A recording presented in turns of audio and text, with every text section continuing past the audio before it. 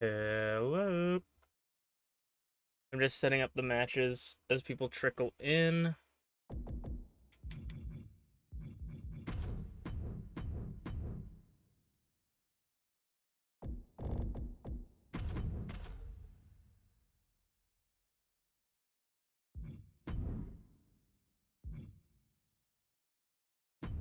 Um,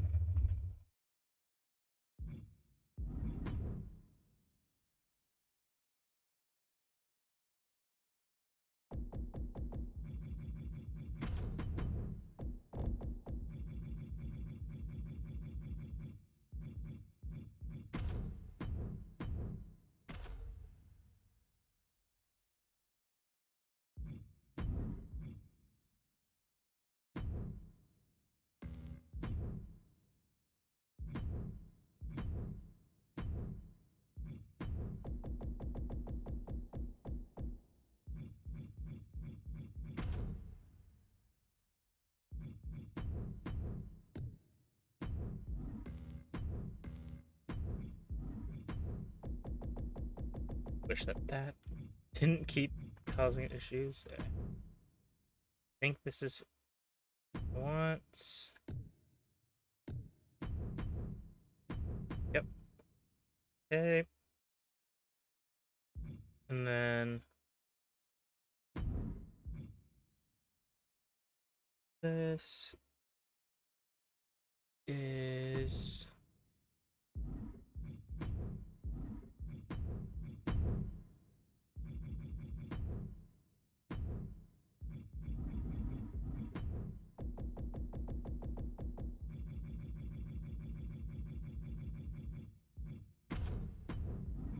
I was thinking I wasn't gonna go get my notes for this with all the people's stats and stuff, but then I was like, no, I'm gonna have to. Absolutely. With how much history is in this. A year's worth of history at least.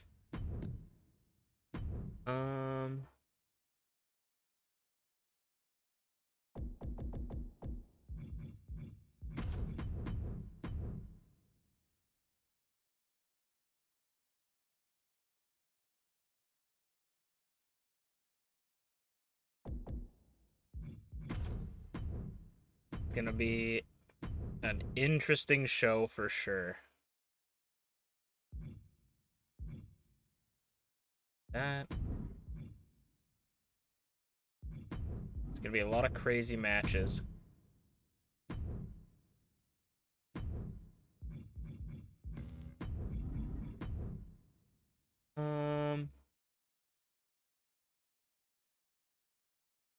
This is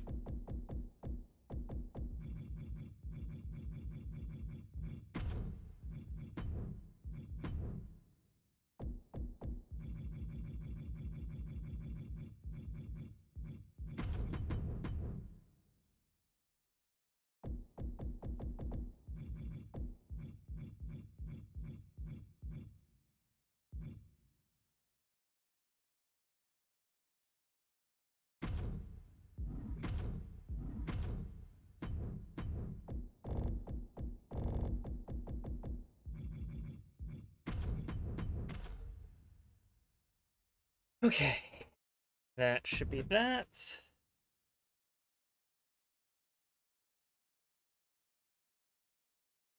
That open.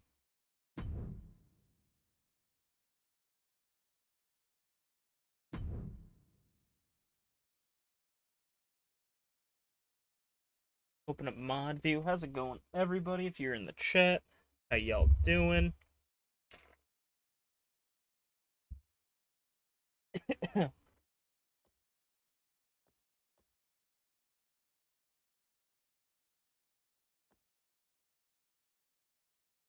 um.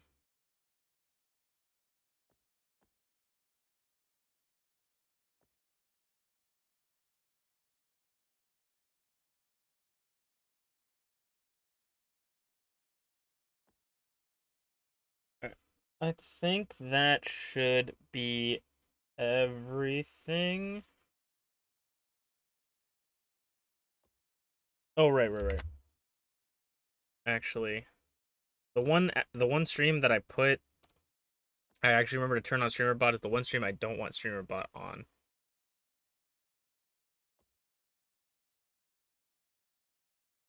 Oh, so this is gonna spoil it. I just want to check. That's gonna spoil the first match. Alright. Well, let's get into it. Oh, if anything sounds wrong or weird or anything, let me know. Oh.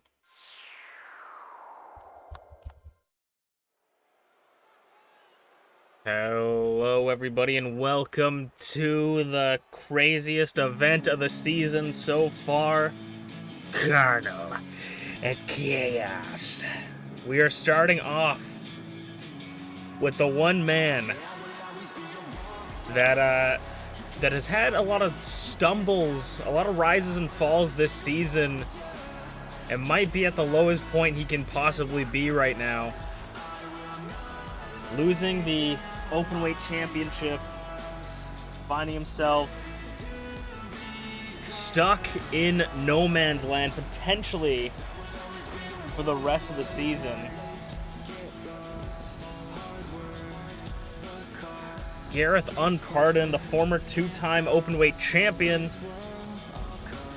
designated to the first match of the night, which, I mean, opening the show is nothing to snuff at, but this man went from being the Icon Division champion to being a two-time Openweight champion to the opening match, the fall from grace that Garreth Unported has felt this season since the beginning. Since MPW presents This Is War, I think. Or no, is it All on the Line? I don't remember. He lost the ability to earn the World Championship, so the only thing he really hasn't gotten a shot at, or hasn't attempted to get a shot at, is the Tag Team Championships. And speaking about rises and falls, talking about a former Icon Division and Openweight champion as well, Zarataro, the longest reigning Icon Division champion in history. I think that he might be tied now with Flair for longest reigning. I'll have to double check those numbers. This should be... Sorry. Yeah, because that's... So yeah, Flair tonight has tied Zarataro's longest reigning championship streak.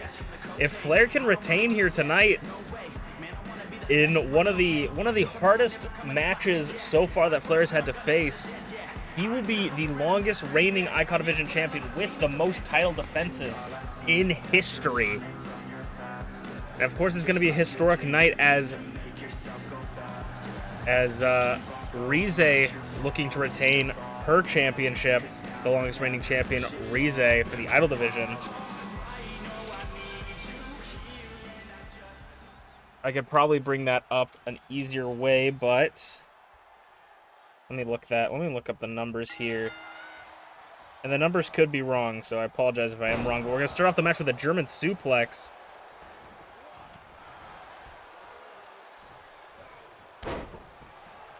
"280 days, I believe, Rize has been champion.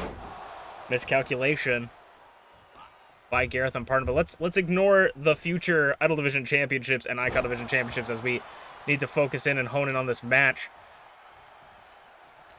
For both men, this is about showing that they still got it, that they still have what it takes to be a champion. Bumps him this late into the season. Those opportunities are going to become lesser and lesser, and the bosses upstairs are going to be looking for only the prime targets to give those big opportunities to. Zarataro's going to take his time on the outside. Garreth, very used to being on the outside. Northern Light suplex onto the concrete, holds through into a brainbuster on the concrete. Like I said, Garreth Unported completely comfortable about being on the outside. One of the longest reigning Openweight champions in history sends Zarataro straight into a post.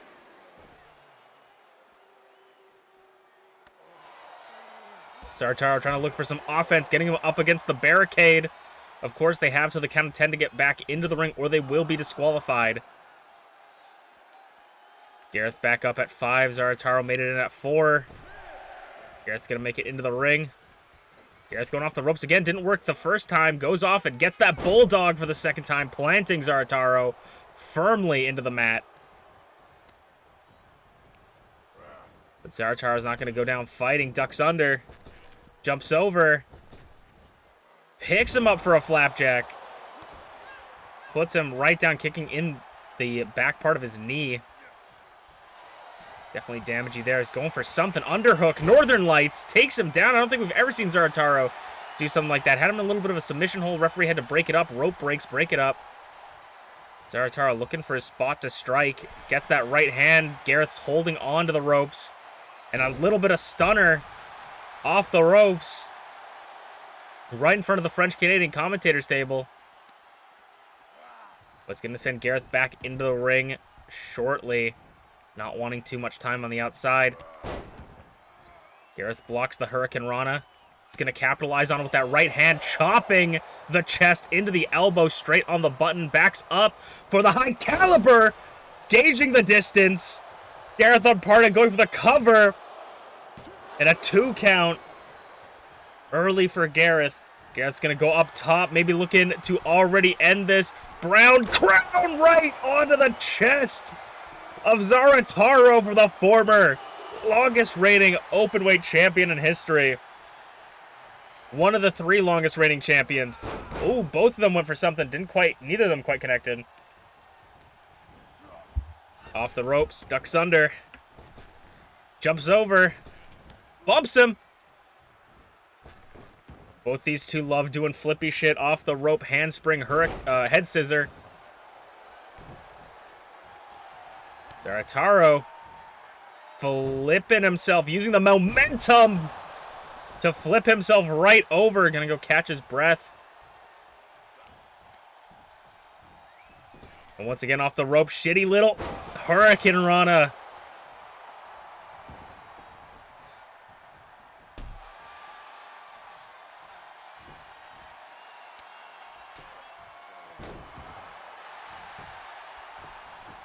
Hooks the leg.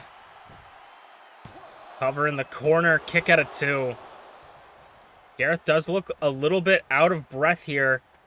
Could be his downfall. Catches the foot. Maybe going... Oh, Inzaguri, though. Was maybe going for the Kaiju Killer. Garreth caught him. Maybe going to look for another opportunity. Sends him into the air for that big DDT. Floats him over. Garreth might be out. Ooh, kick out at 1. Garreth, I don't know if that was showing the power or if he was just trying to send a message. You don't want to exert too much energy, especially in a match where you're already feeling it.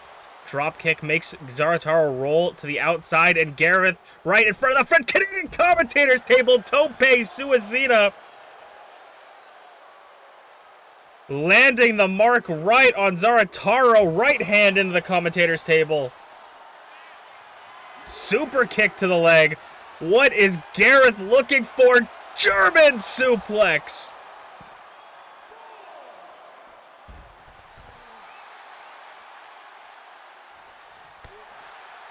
Kick to the side of the leg. But Garreth gets him back in the ring. What is Garreth looking for? Detonation kick. Zarataro's back up onto his feet. Off the ropes, cross body. Zarataro's looking for any opportunity to win this. Making sure to catch. Make sure Gareth's on his toes. Catch Garreth.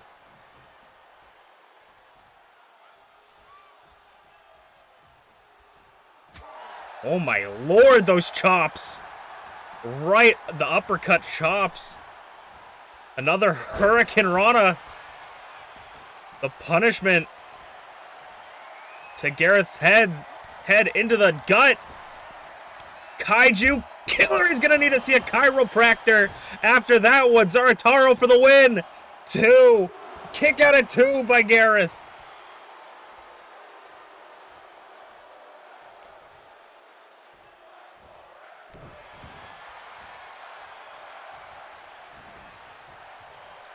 Garreth getting up in the corner. Zarataro eyeing him from the other side. Oh! Like a train running through, but hit the wall. That is Garreth. Snap. Suplex. Garreth still has just a little bit of life left in him. Drop kick. Caught him. Stomp to the gut. Hooks him again. Waiting for any opportunity. Oh, rope break. Garreth just barely grabs the rope. It looks like that might have almost been the end for Garreth. Garreth back up. Off the ropes, go back the... Oh my, what the fuck was that? I thought it was gonna be another Hurricane Rana, that was sick. Ham, thank you. Ma'am, nobody's home. Nobody's home, inverted neck breaker. Garreth might have just signed the victory. 2. Kick out at 2.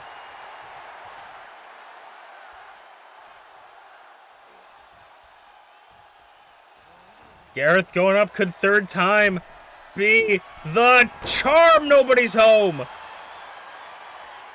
Zarataro rolling out of the way, waiting for his moment to strike. Zarataro looking like he's going to take Garreth on for a walk on the tight ropes. Out of the corner.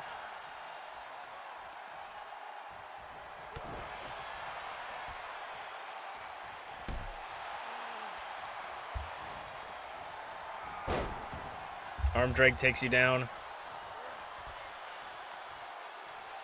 Super kick to the leg again. Backflip, deadlift. German. Doesn't hook the bridge pin. Garreth going back up. Could be his opportunity. Brown Crown connects. Whispered something in Zarataro's ears right before the pin. Ooh, and Zarataro still kicks out. Garreth, what is it gonna take? Garreth hesitant to do another big move off the ropes. Zarataro! Kaiju! Killer! Close to the ropes again. Rope break! Zarataro says stay down! Garreth sweeps the leg. What is Garreth thinking from the corner? He can't decide. Off the ropes, both of them. Neither of them connect.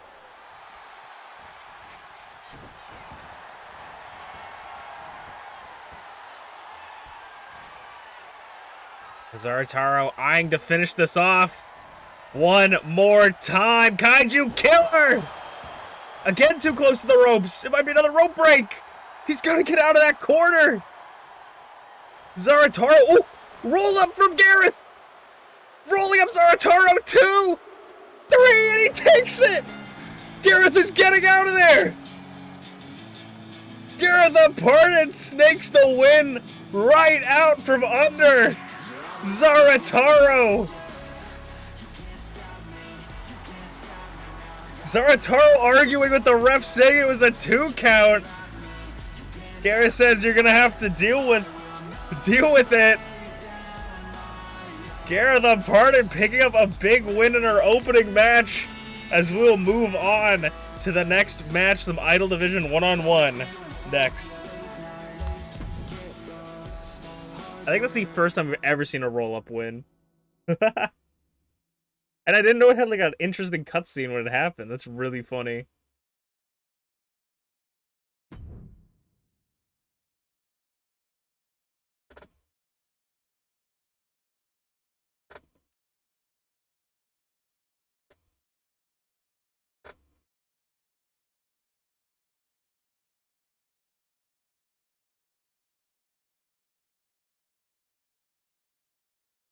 All right. Let's get into the second match. That was only the first of many amazing matches this premium live event. we are going to be moving on to the Idol Division contest. Now, MamaInu has been fighting for an opportunity at the Idol Division Championship, but just has not been able to make it all the way to the championship. She's regulated to a non-championship match this month, but there is always an opportunity later down the line, but these opportunities are running out. MamaInu is looking for that last chance, last opportunity to pick up the championship before the end of the season, but you know MamaInu is always proud of her offspring, TeaTheShiba. Making it to the finals is in that Fatal 4-Way match. The Fatal 4-Way for the Idol Division Championship. TeaTheShiba, Rize the champion, Tyranno Maxim, and ShmeepsWorld will be our main event tonight to determine who will be the Idol Division champion in a Fatal 4-Way elimination match.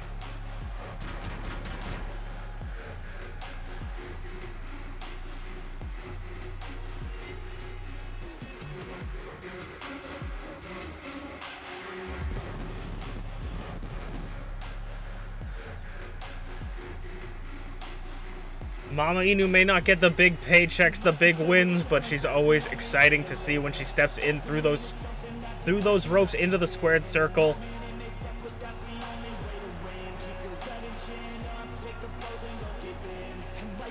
How will she fare in this match? Normal contest, first fall to a finish. And no matter who wins the championship tonight, no matter what is the outcome of this match, no matter what has happened this week for you, today is going to be a good day, as MintyClovers is going to have a rematch of sorts. I don't have the numbers directly in front of me. I don't have the books up in front of me here tonight, but I know that these two have gone at it many a times. They may have even gone back at it last year at Carnal Chaos. I'm not quite sure, but I know these two have fought many a times on premium live events. MintyClovers, if my memory serves me correctly, MintyClovers faced MamaInu in her debut match. So these two have a history together.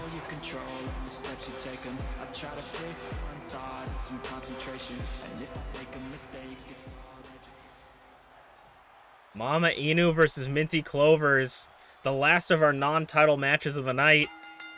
Out the gate, cross body from MamaInu, like a freight train. MamaInu put up some pretty good showings in the last couple of matches, trying to get that opportunity at the Idol Division Championship, but unfortunately was unable to pick up the wins. MintyClovers as well, unable to get into that championship match. MamaInu with that right hand, leaving no time for the whippersnapper to catch her breath.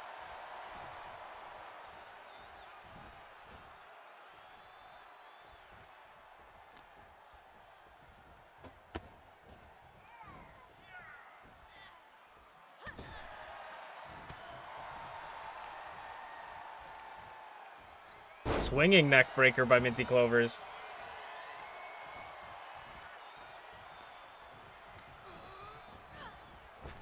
Sends Minty off the ropes and a scoop in her. Scoops her off the ropes, goes to the cover in the center of the ring. 2 count early for MamaInu. Nearly taking it out, near fall.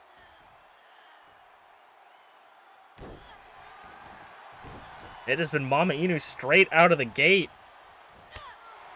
Knee strike to Minty as Minty gets back up on her feet. While MamaInu maintaining control. MintyClovers there. Hooks for that knee DT.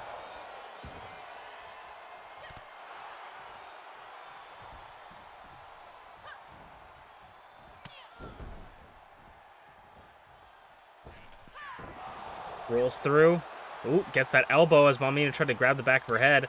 Rights and lefts galore from MamaInu. Sends her up and over. Another 2 count, another near fall for MamaInu.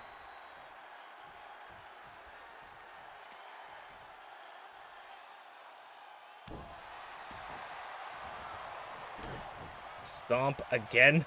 Boots to the head on all sides. MamaInu taking it to MintyClovers. Going for maybe a Skywalker. Gets caught.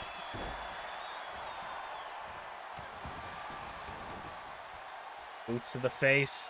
MintyClovers trying to roll to the outside. Try to maintain some space. Maybe catch her breath. MamaInu not allowing it. Following to the outside. Now going to bash her knee against the concrete. An elbow drop.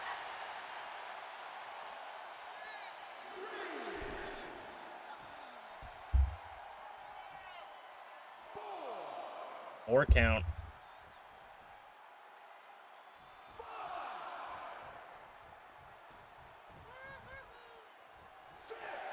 Six. MintyClovers gets in right before the 7. Off the ropes. Clover cutter spikes her. Minty with the clover cutter from out of nowhere.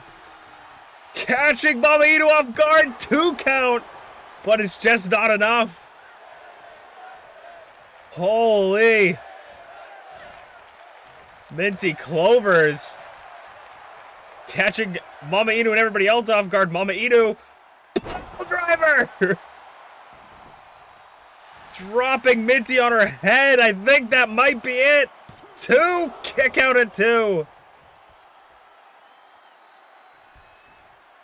MamaInu going old school with that one.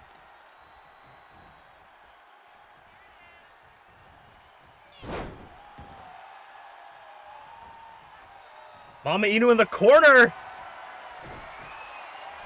It's very rarely when we see this. I'm sorry. I love you to the chin. MintyClovers rocked onto the floor. Kick out at 2. MamaInu thought it was it, but wasn't enough. She's going maybe up to her old tricks. MintyClovers had it scouted. Now Minty trying to pull MamaInu to the ropes for that second. Off the ropes. Falls her, jumps over it. Clover cutter. MintyClovers, 1, 2. Kick out at 2.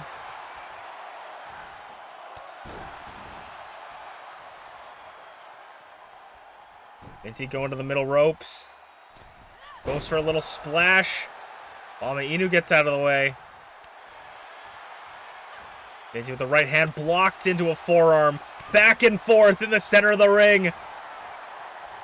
Who will take the advantage? MamaInu gets the clothesline.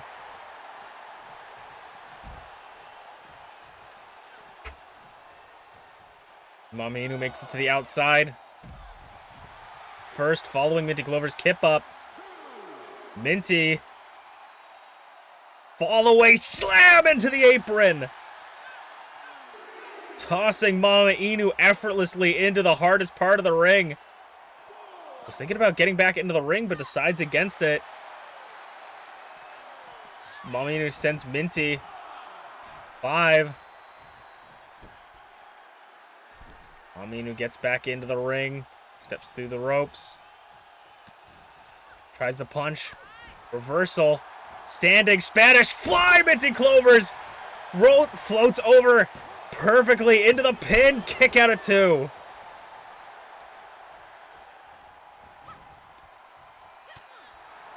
MamaInu back up. Sends Minty off the ropes. And another scoop. MamaInu looking to end it. Skywalker! 2, 3, and the Skywalker puts MintyClovers on her back for the 1, 2, 3. A hard-fought match for both of them.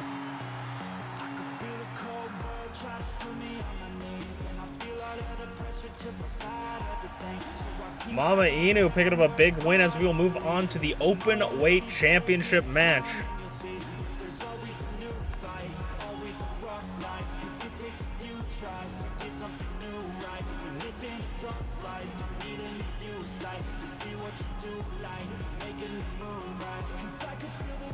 All the world takes fast on it. How's it going, Glitchy and Fruer? It's not my birthday, but I appreciate it. How's it going, Glitchy and Fruer?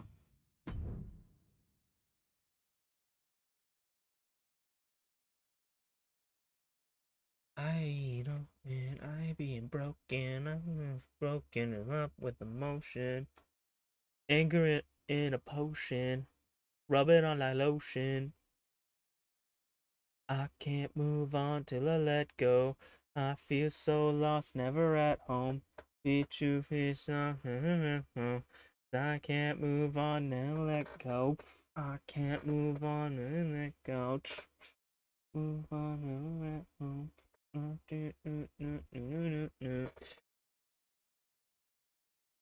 Alright, we're gonna move on to the open weight championship match, and then we have the Icon and the Idol division, and then we have 2 more shows after this. Ooh. It is time for the open weight championship match of the night. The open weight championship is defended in falls count anywhere match type, where anybody from any division can be selected to challenge for the title. Who has been randomly selected to challenge Usaino's open weight championship? It is none other than 1/3 of the Shogunate, Aza Naza.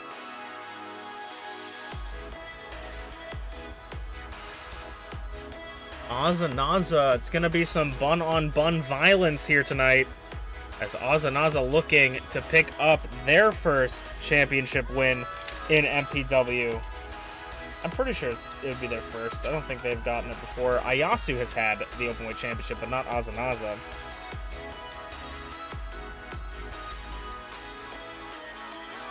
Usaino has held on to the championship for, I think, 7 weeks. So 49 days as champion, not quite there for the longest reigning, but does have 2 defenses. So if Usaino defends here tonight, they will tie with the most defenses. MPW's own Gore Bunny Usaino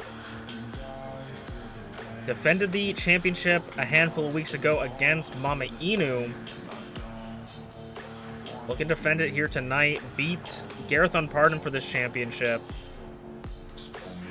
And it's their first championship they have ever had in MPW.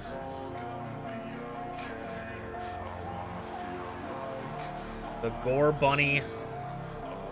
Usaino's shown that different side, and I think the Openweight Championship has been an outlet for them to just let loose.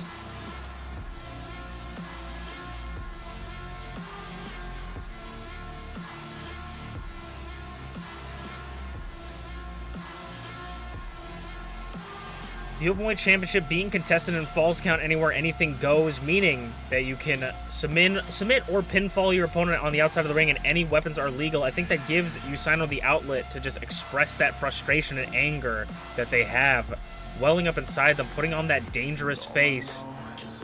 When deep down we know that Usaino is a very sensitive person. But when they enter the arena, they take this manifestation, this different form of themselves. Kind of like Batman. You know, wearing your fears as your armor. And that's exactly what Usaino is doing here. Usaino was so close to not only being the Openweight champion, but having double duty tonight and getting their way into the Idol Division Championship. Unfortunately, Usaino was unsuccessful in that, but was successful in retaining the championship, meaning that they still got a leg up in this business. The Openweight Championship, known as the Blue Chipper Championship, it is defended 2 times as many as a World Championship and 4 times as many as a Tag Team Championship.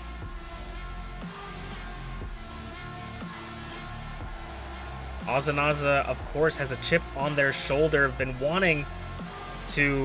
been feeling like they're the black bun of the family, of the Shogunate here, where they don't feel like they've achieved enough to feel like they're an equal member, and they're constantly trying to outdo themselves every single day.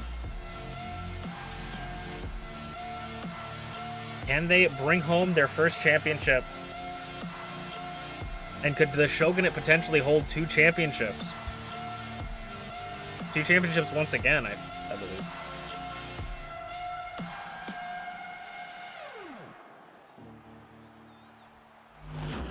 The Openweight Championship is all on the line here at Carnal at Chaos.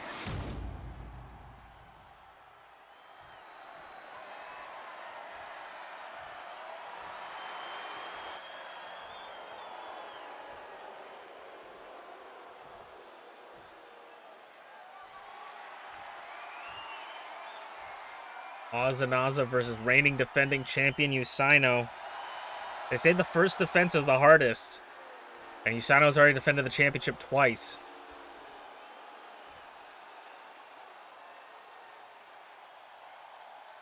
To retain here would be to tie with the other Icon Division or Openweight champions, excuse me. Which would be Draven, Garreth, and Tyranno. But would not match the time, I believe. You'd still have to get through their neck breaker.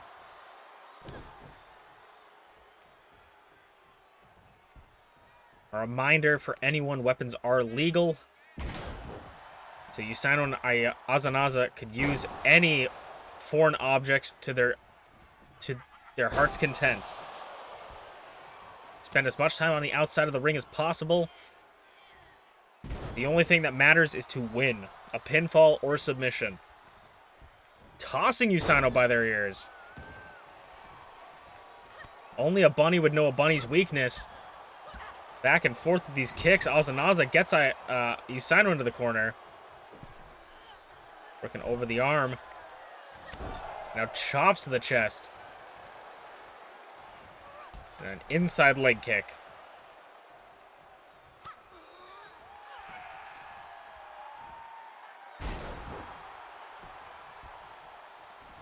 Usaino maybe going for a moonsault again. Azanaza has it scouted, sends them off the ropes. Back elbow. Sending Usaino for a loop there. Got it too.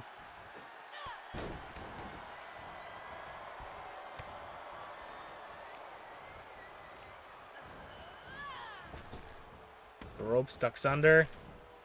Arm drag. Usaino eyeing it up, taking a slow pace. Float over DDT. Ooh, and another clothesline. Wanting to keep Azanaza on their back.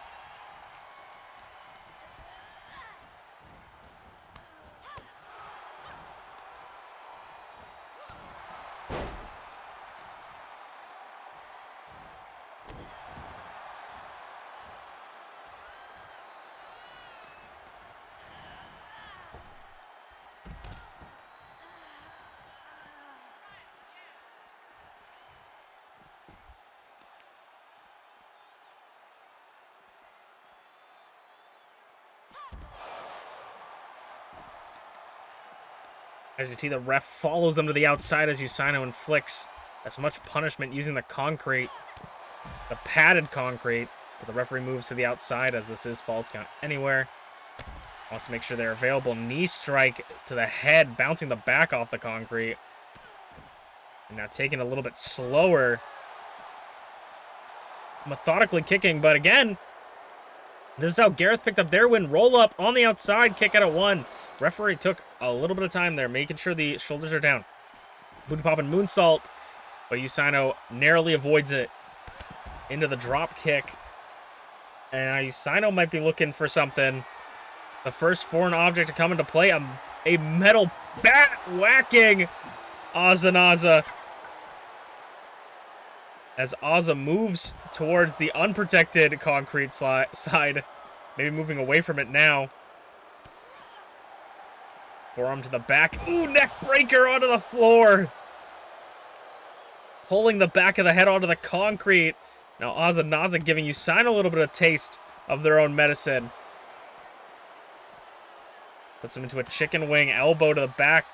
Oh, elbow to the chin.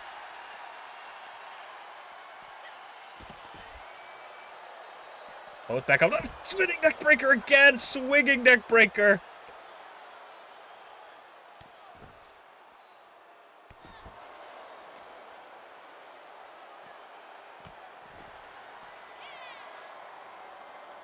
Booty poppin'. Moonsault.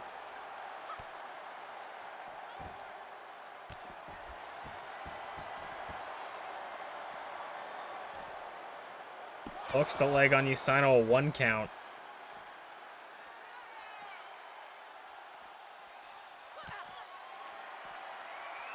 DNA DDT onto the floor! Kick out at 2. Ozanaza felt like they nearly had it. Nearly the champion already, but it's a little bit too early to call it. Ooh, goes for a back body drop reversal. Usaino slips out of it to Ozanaza. Club to the back of the head. A lot of punishment to the back of the head onto Usaino. Ozanaza back in the ring with Usaino. Trying to do something, but Usaino won't allow it.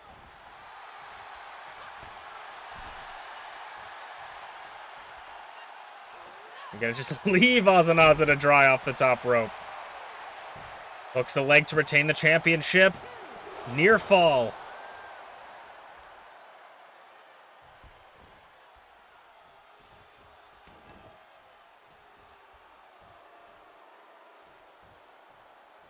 Usaino running around. Ooh. Gets the boot up. Ozanaza. Drop kick takes them down. Ozanaza maybe looking to end it in the center of the ring. Kick to the gut again. Gets those arms around. DNA DDT! There's no rope breaks. There's nowhere for you to go in an Openweight Championship match. The only way for you to get out of that is to kick out. Ozanaza. Up top. Splash. Nobody is home. But doesn't waste any time to get Usaino back into the corner. Throws them. Throws them out. Gets in the corner. Ozanaza clone explosion. Knees up by Usaino. Ozanaza meets nothing but knees. Spine buster. A vicious spine buster. What is Ozanaza looking for? A little bit of doubt entering their mind. Deadlift. Deadlift. German. Holds the bridge pin. The athleticism of Ozanaza.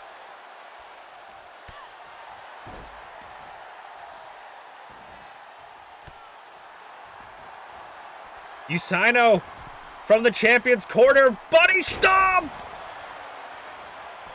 Bunny stomp straight through a fellow rabbit. Kick out of 2.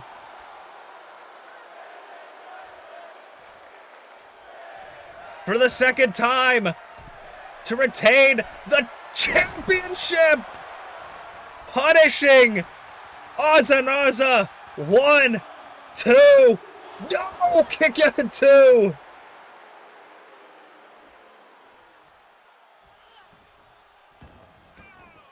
I thought maybe a third time, but Usaino thinks they need to get some further measures. Ozanaza miscalculation, crashing and burning in front of the French-Canadian commentators table. Usaino says, maybe I don't need this chair.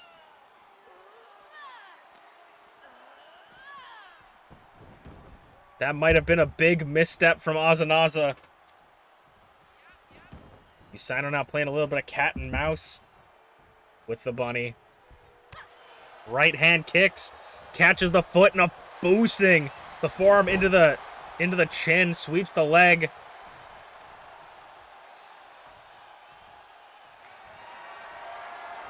And Usaino going in the corner.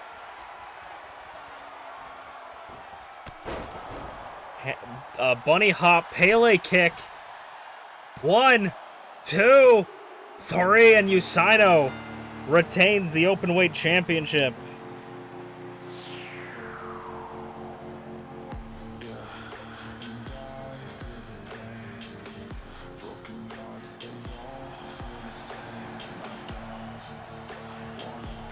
A big win for Usaino, maybe joining the ranks of the top openweight champions, or could even go further.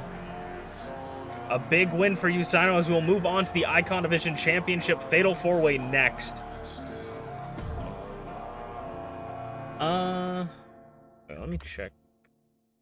Yeah, it does have. Chad, how's stream looking? I'm not quite sure what's going on here. How's stream looking? Because, it says I'm unstable. Poor network connection detected.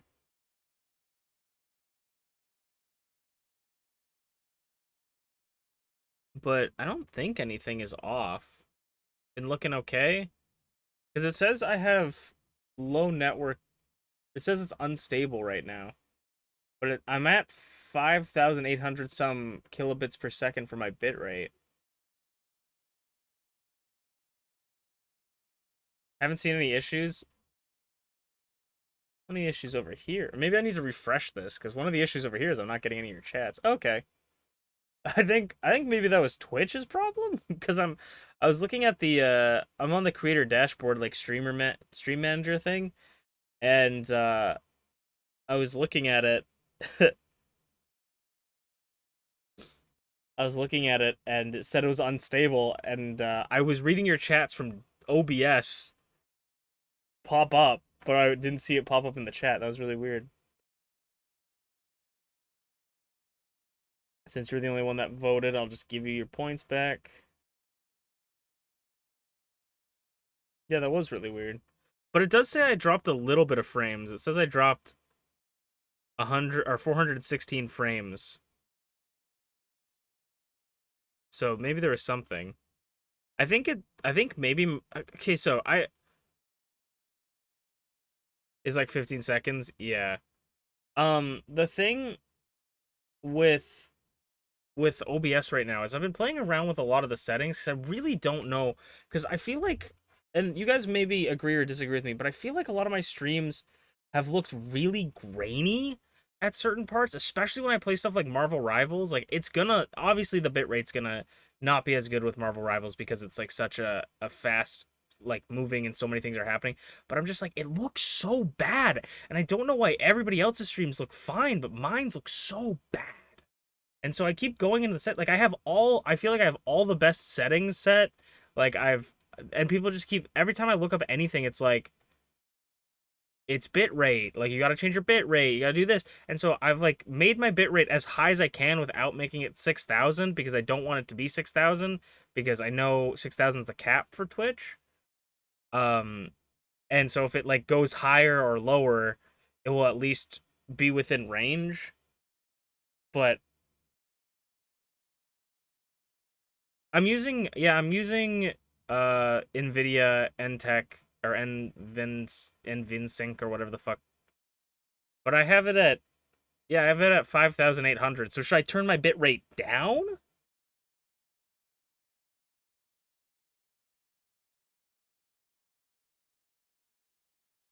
Like, is my bitrate too high now?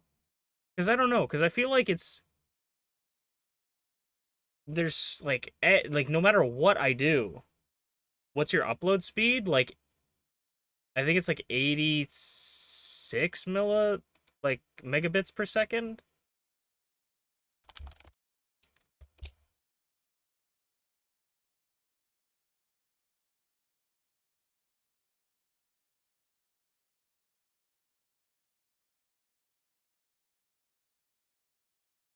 I think it's like 86 megabits per second or something like that.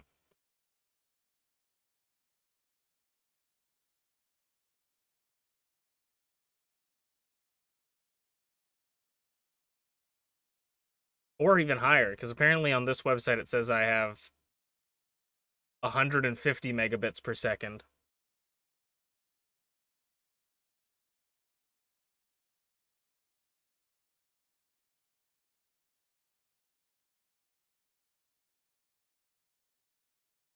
Yeah, it says I have 153 megabits per second for my upload speed. So it's like, I don't know what the issue is, because it's like, I don't have a bad upload speed. Want to send me the settings again? I don't know if I can go through all of my settings, but I can send you my settings. But yeah, I don't know. I feel like it does not matter. I don't know. Oh, there it goes. I don't know what is up with Discord today, but Discord keeps closing on my computer. But yeah, I'll send it to you. Let me find you. There you are. That's the first bit, and then oh wait, no, that's everything.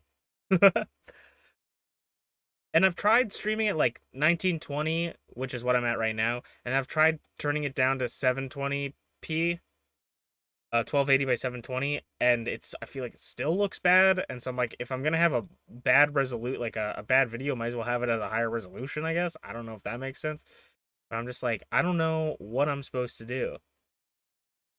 Like, I feel like I've set everything to the highest quality. It isn't capping my CPU at all. I don't know if it's like, if there's some way for me to give OBS more CPU, because maybe it's just not using enough CPU.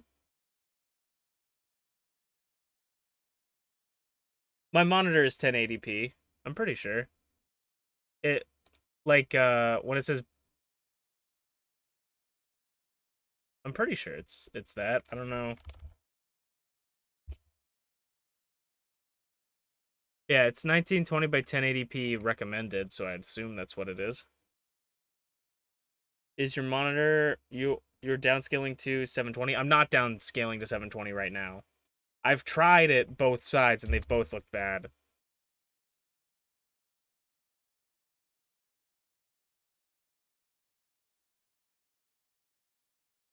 The rescale output, if you're wondering if it's the rescale output you're looking at, I have that disabled.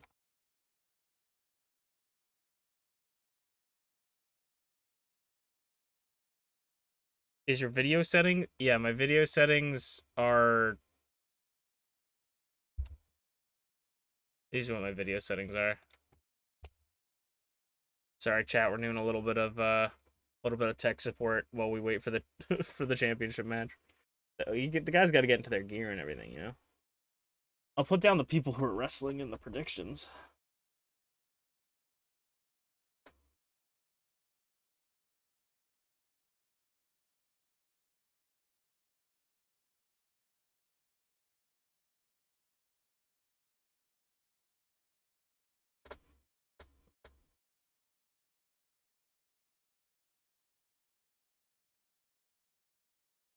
Yeah, like I looked up everything and I can't seem to find what to do unless I need like keyframe intervals or something.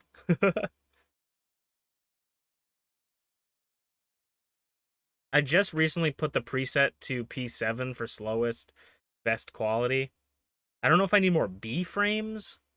I also changed the multi-pass mode to full pass full or two passes full resolution. I don't know if that's right, but I feel like there's not a lot of settings you can change in this, and they seem to not affect anything.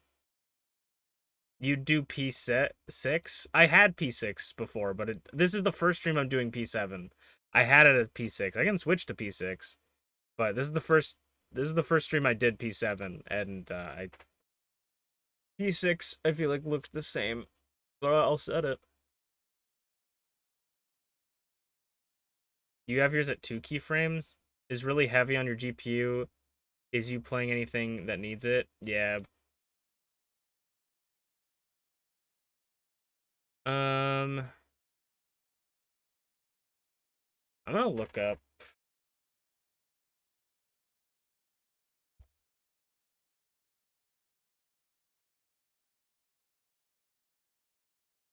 Sorry, chat.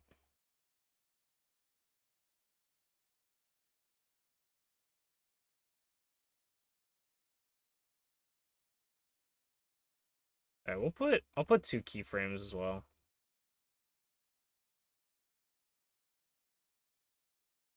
The quality difference is tiny. Yeah, I was just trying it because I feel like it always looks bad.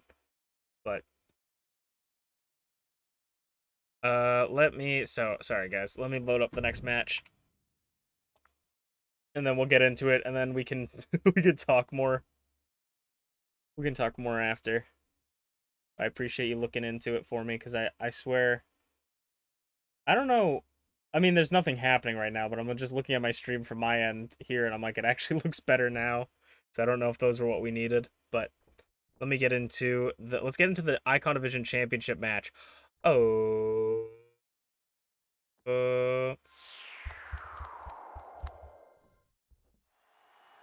All right, it is time for the Icon Division Championship match.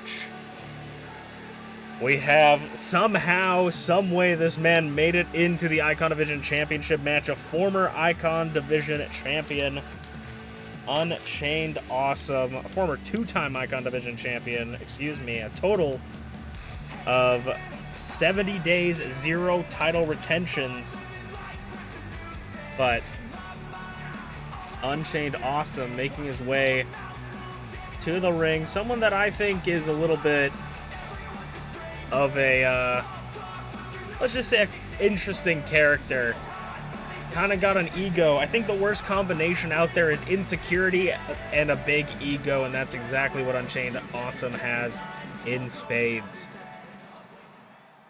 But he's made it all the way to the championship fatal four-way elimination, meaning you must pinfall.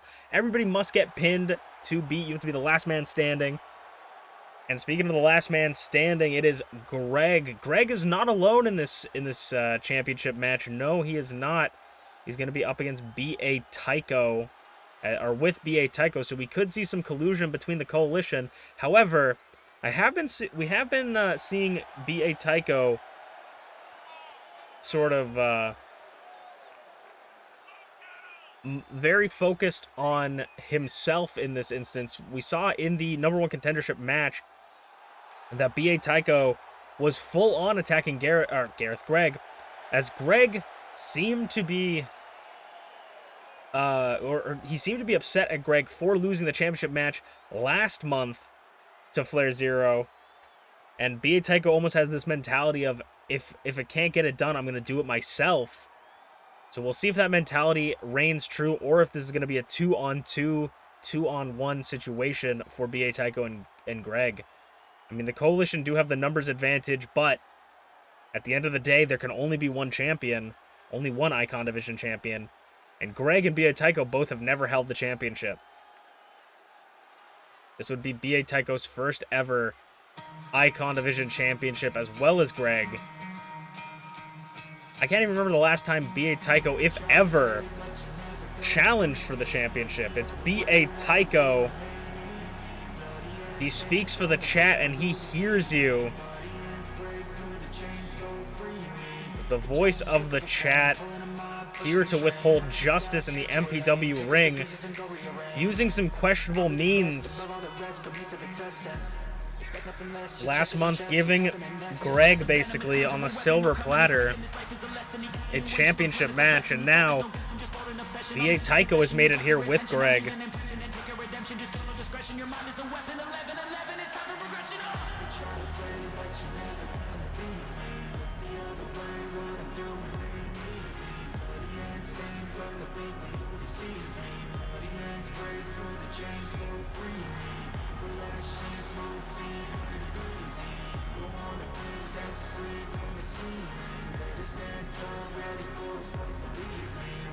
This is going to be the hardest match for the champion to retain since the Elimination Chamber. Can FlairZero do it? And speaking of the Elimination Chamber, that's exactly where FlairZero gained his championship. That was 140 days ago, as FlairZero has tied for the longest reigning Icon Division championship in history. Could he make history here tonight and become the new longest reigning Icon Division champion ever? FlairZero.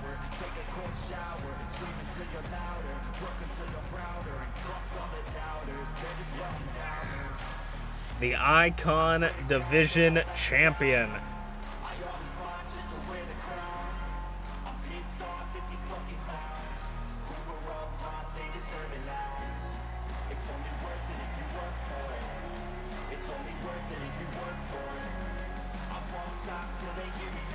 FlairZero has a lot on his plate in this match. But, I mean, since he's gotten this championship, he's been rather dominant. If anyone, I could see FlairZero picking up the win here. Fatal 4-way for the Icon Division Championship. That is what it's all about.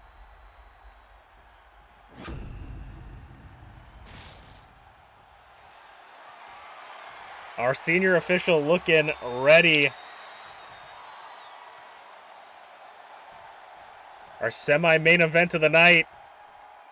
Who's going to take home the silver and black? FlairZero, B.A. Tycho, Greg, or UnchainedAwesome.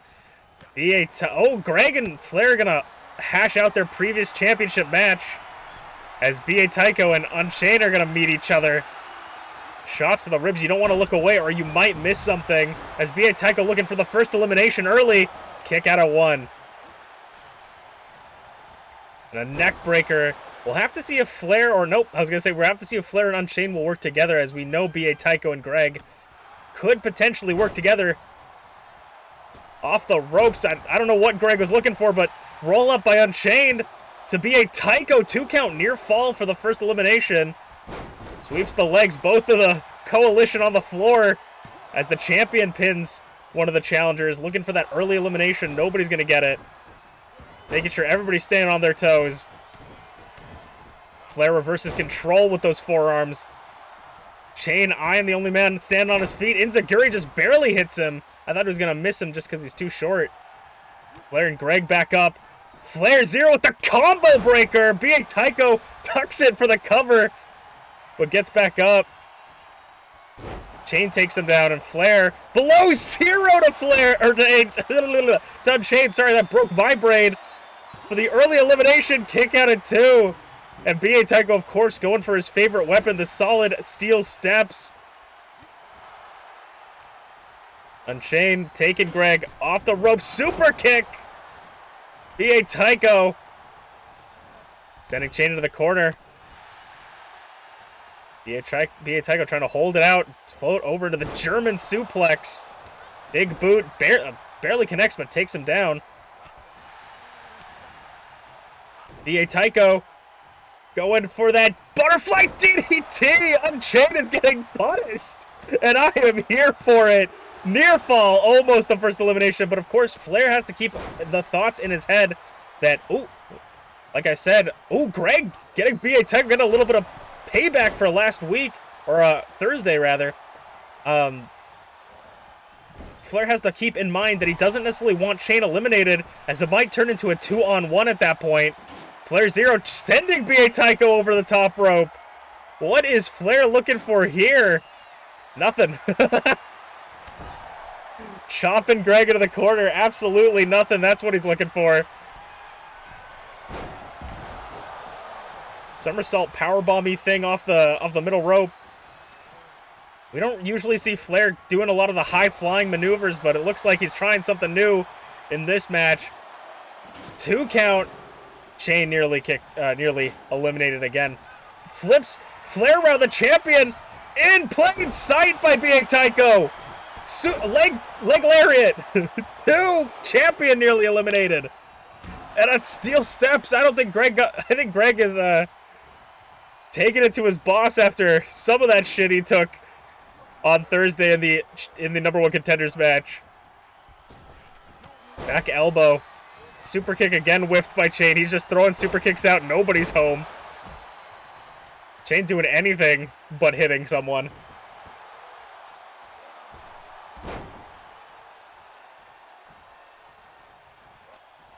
Flair was maybe looking for something. Clothesline by Chain, the self-proclaimed king of the lariat.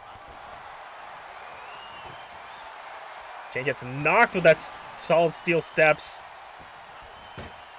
And Greg pulls in another table. I don't think Greg is going to use it, but he's got it there just in case. Hanging up Flair on the ropes to dry. As Greg, oh my god, Greg! The Gregening! The Gregening to B.A. Tycho for the first elimination. Could Greg eliminate his own teammate? No, Unchained going for the pin. Kick out of 1. No rope breaks here. Of course, anything goes.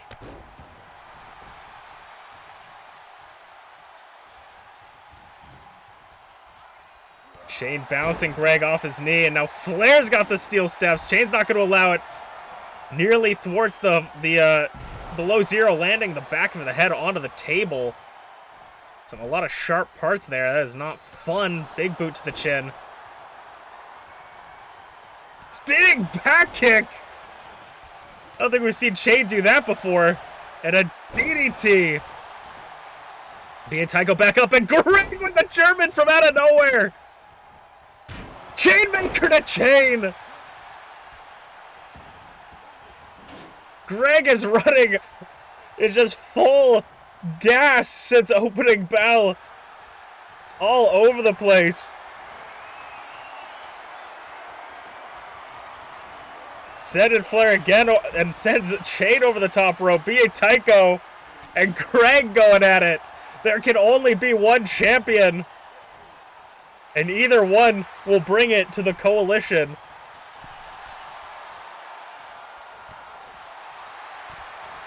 Kicks to the ribs in the corner. Tycho. Barely getting out of it belly to belly. Just drops a power bomb on the floor, and Flair's not letting go to Chain. Third time's the charm. Tycho choke slam in the corner, or in the ring. Goes for the cover. Nearly another. Who's going to be the first elimination? Setting Chain into the steps. Tycho. Oh my god, the airplane spins! We haven't seen Tycho pull this out, but certainly he's not going to reverse the polarity. Oh my god! Going the other direction. This is true punishment to Greg, dizzying Tycho as well.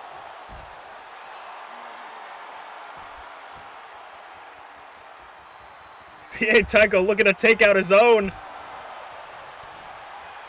As Chain and Flair fight on the outside.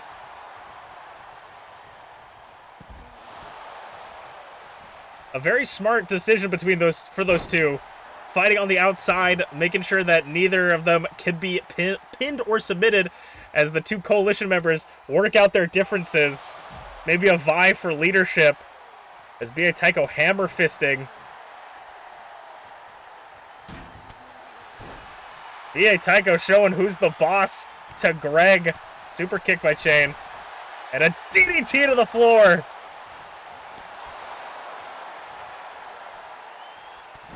Greg is getting punished in the ring. Chain looks like he might want a piece of that. Drop toe hold. Knocks the big man off his feet. Spins him around for a ripcord forearm. Flair's looking a little bit wobbly, but he does make it back into the ring. Showing him he's just enjoying himself here. But Greg got with the knee! Sliding out of the ring like a snake! Knee strike from Chain! Chain and Tycho have lots of history together. Tycho came to his defense in his debut, and since then their friendship has been downhill. Chain pulling back at the fist, the fingies.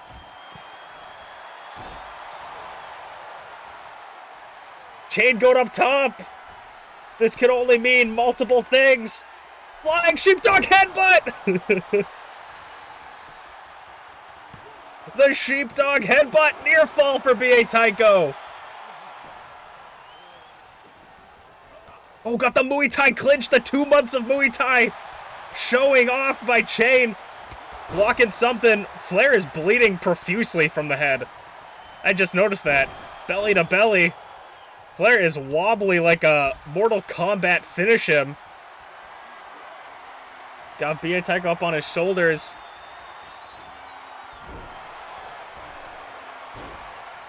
Greg. No!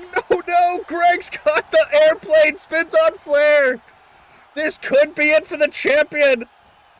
Reversing the polarity again. But is the damage to his own body too much? As Chain makes it back into the ring. Takes him down. Palm strikes. B.A. Tycho goes for the cover. On the champion. 2. Kick out at 2. Kick out at 2 by the champion, rolling to the outside of the ring. FlairZero nearly lost the title. Shade bashing B.A. Tycho onto the back of that table. Flair and Greg open up some old wounds on the outside. Takes him down. What is Greg doing here? Combination of strikes.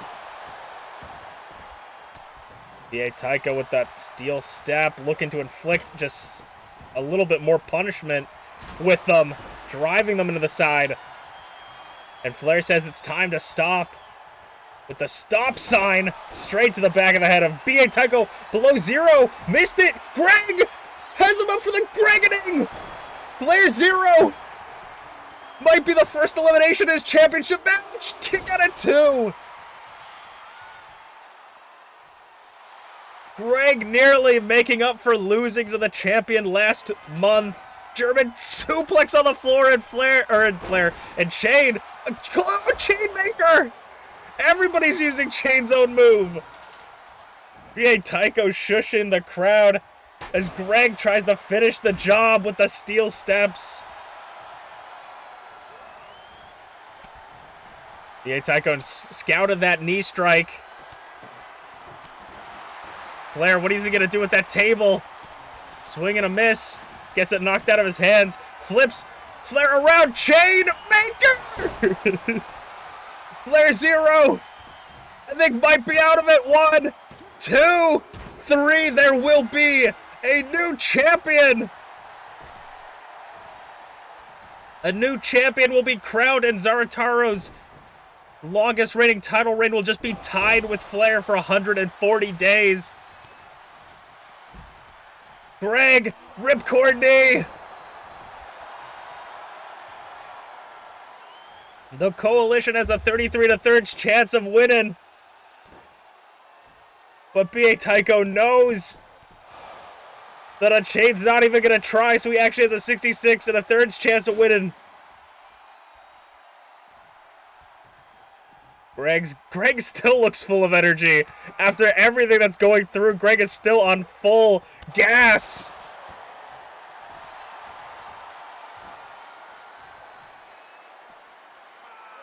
Stop sign to Greg's head. Flair, I don't think Flair knows where he is right now. Flair could be concussed.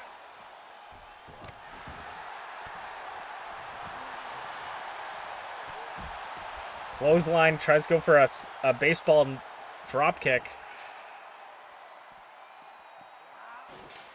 Stop sign, throws on the ground, misses. Missing Greg. B.A. Tycho now.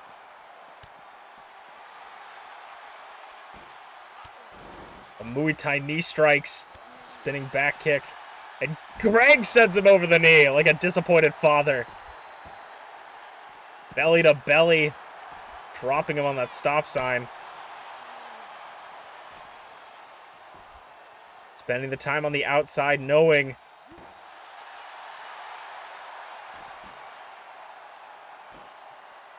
that you can't pinfall or submit your opponent on the outside of the ring. You gotta send someone in. So if you have a shot, if you know you can do it, that's the point. They want to do it. B.A. Tycho sending ripcord knee. Spear! Spear by Greg! B.A. Tycho, though, stops him from the pin. That could have been an elimination. Inadvertently saving Chain. I don't think he understood what was happening. Chain is out cold. B.A. Tycho, though, maybe it was still enough. Maybe Chain is still down. He is. Chain was knocked out. B.A. Tycho or Greg will be, for the first time ever, the Icon Division champion. And it's Greg! Greg is the Icon Division champion. The first time ever. Greg is your Icon Division champion. The Greg Nation on their feet. I don't know if there was a little bit of collusion there with B.A. Tycho taking that pinfall, but Greg, back-to-back championship opportunities, and this time he takes it home for the Coalition, the first ever championship. The 140 days have ended as Greg picks up a massive win, and we will move on to the main event of the night. How's it going, Maxi Kuhn? How's it going? Welcome on in. Welcome on in. Sorry I couldn't say hi earlier. We were in the middle of a match. This is the MPW. We do it usually every other Thursday, and it's a wrestling show where all the matches are simulated, and all the characters are either people I know, characters we made up, or viewers. How's it going, Fearless? How you doing? But yeah, welcome on in. I hope you're enjoying your time. We're doing Carnal at Chaos, which is our recent premium live event. What we do is 3 shows every other week. Usually, sometimes I say I don't really feel like doing it this week, but we do 3 shows every other week. We do 5 regular shows before the premium live event. So we'll do 3 regular shows on one stream, 1 premium live event, and 2 regular shows after that. So it's like 3. It's always going to be 3, but it's like... Well, right now we're doing a premium live event, 2 shows. The next time we do it, we're going to do 3 regular shows, and then next time we'll do a premium live event, 2 shows. And then if you want to catch up on this stuff or figure out what's been going on, I do post this on YouTube, same name. And I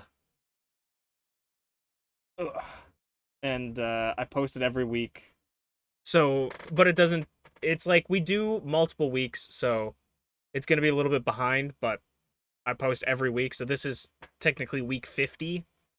So then, next week would be the next week show kind of thing. I can't believe Greg won.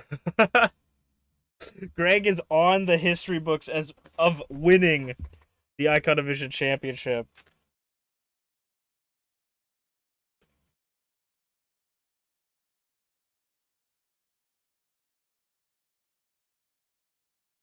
All right, let's get into our main event for the first show, and then we got 2 more shows. And usually premium live events usually range from like 4 to 6 matches, and then regular shows are usually 4 set. Very rarely we have 5, but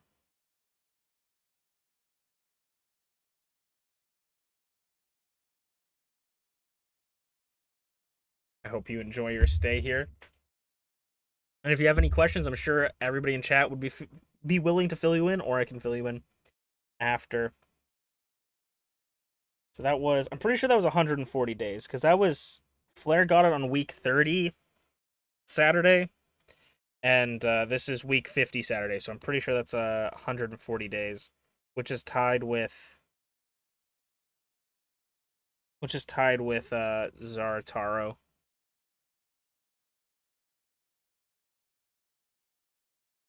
Ooh, Tyranno Maximum, how you doing? Perfect timing, Ty.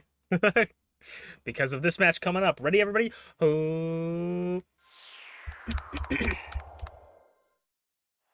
It is time for the main event of the evening.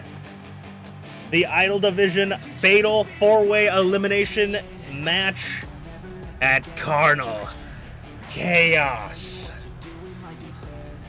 Someone that shocked everybody. I know it shocked me at least. Tyranno Maximum not only securing their spot in the match in winner's bracket, but winning the whole match. For those of you who have maybe missed Thursday's episode, we had fatal 4-way matches, elimination, where the winner of the match would go into this championship match, but also the runner-up would go into be in this championship match. That was TeaTheShiba. Tyranno Maximum pinned everybody, proving that they are the top dog in that match. Securing their spot and winning the match is such a big flex, big show of power, and it could be Ty's first ever Idol Division Championship. Ty is already tied 3-way for the longest reigning Icon Division Championship of all time.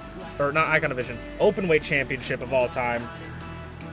They're tied with Garreth, Draven, and themselves. 70-day title reign, 3 defenses as the Openweight Champion. But has never held the Idol Division Championship. This is one of their first shots. I believe they had a shot in the Elimination Chamber last season. But they're going up against some pretty dangerous opponents.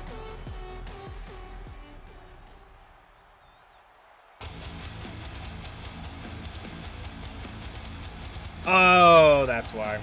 1 second. I was confused. I'm like, Champion comes out last. It's because I saw this at the beginning of the show. I saw this at the beginning, right before I did anything, and I was like, oh, that, for some reason, they switched it off of a championship match. I don't know why. And I gotta fix that later, and then I forgot about it completely. Okay. Yeah. It wouldn't have been that big of a deal, but might as well fix it if we can.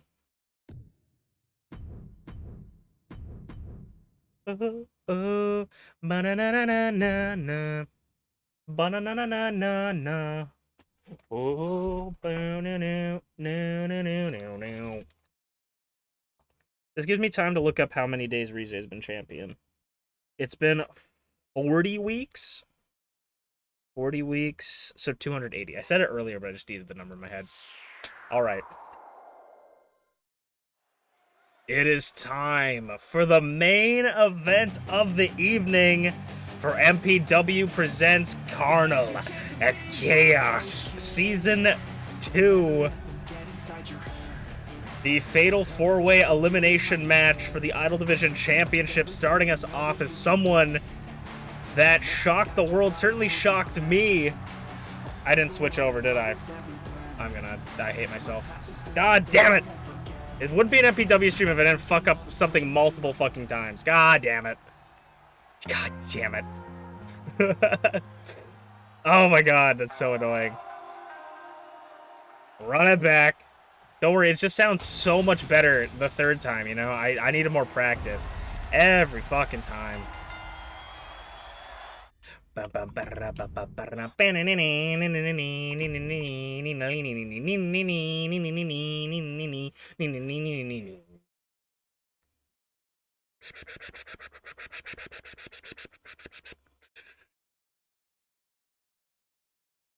Okay, please switch this time.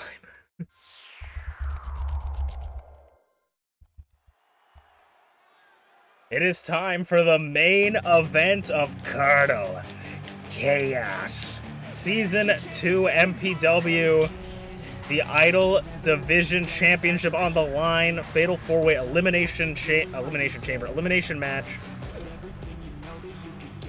Anything goes. Tyranno Maximum did what they do best, and that is shock the world, not only securing their spot in this match, but winning that #1 contenders match completely, because if you missed Thursday's episode, they had a fatal 4-way elimination match to determine the #1 contenders that would make it to this match.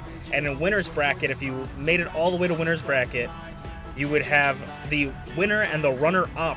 The last 2 people surviving would move on to the championship match. It didn't matter if you won that match, but Ty went all the way, pinned a former Idol Division champion, one of the longest reigning Idol Division champions. That might be wrong. No, that's true. One of the longest reigning Idol Division champions, TeaTheShiba, to absolutely secure their spot. I think Ty has come out of nowhere that nobody really expected them to make it this far, and now they have the chance to finally pick up the Idol Division Championship for the first time ever. Ty is actually going to be the first ever, or the only person in this match that has not held the Idol Division Championship before. So to call Ty an underdog is an understatement. They're going up against 3 other competitors that have already held the championship, as well as the longest reigning Idol Division champion in history, with a whopping 6 title defenses in her reign, 280 days as champion, Rize. But right now, that's not who we're talking about, as the last person 280 days ago, TeaTheShiba had the championship in her grasp. TeaTheShiba held the championship for 70 days before Rize would take it for 280, and T is looking to get that back. T and Rize has so much history together. It has always been T and Rize going at it back and forth, and T has always gotten the upper hand on Rize until 280 days ago. Rize got the upper hand on T and picked up the Idol Division Championship. And the fourth and final member of the Idol Division Championship match, just 5 days short of tying T's reign of 70 days. ShmeepsWorld, a former Idol Division champion, the second Idol Division champion in history, the one to defeat the undefeated DancingWithDraven and win the championship. ShmeepsWorld looking to get that championship back, make herself a two-time champion. We have very few two-time champions, one three-time champion. ShmeepsWorld could join that list of two-time champions.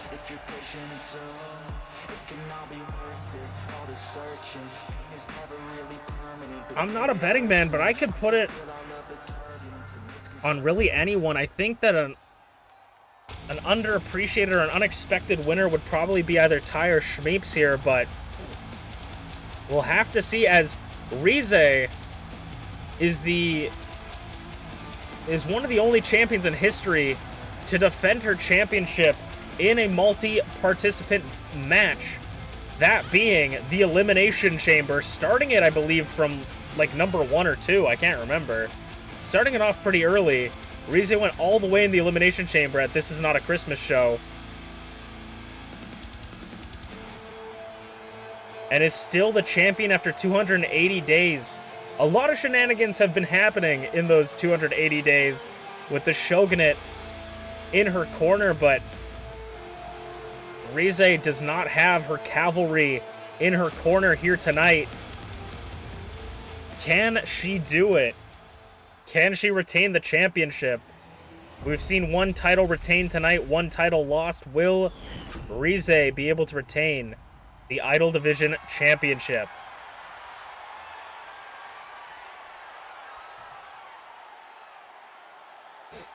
Tyranno Maximum, TeaTheShiba, ShmeepsWorld, and the self-proclaimed Panda Archon herself, Rize. T and Rize immediately turning to each other as Ty spinebusters Shmeeps. Ty and Shmeeps have a lot of history too. I feel like they're constantly in matches together. Now, looking at that last match, I don't even know what kind of strategy you would have, because going into that match, I was thinking you want to conserve your energy, you want to do whatever it takes to get damage on your opponents, but not damage yourself. And then we had someone like Greg win the championship, and he was just at full speed the whole game, the whole fight. So T showing her Canadian side with the hockey stick. MPW is a Canadian-owned company. Back elbow. And a German to the champion. ShmeepsWorld floats over into a bridge pin. Over Rize. Goes for a 1 count on the champion. Does not connect. And oh, Canada. Hockey stick smacks.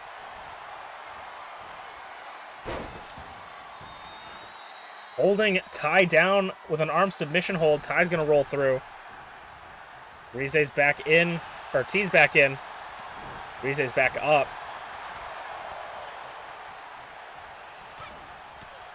TeaTheShiba. Hooks, underhooks. Pile driver. Spinning power bomb by Rize. Like I said, I feel like the two odds favorites to win standing tall. As I say, the champion rolled up. This is how Greg won his match earlier. One-legged drop kick does not knock down T. Discus big boot to ShmeepsWorld. Eat defeat. Kick out of 2. Rize's got a kendo stick with Ty's name on it.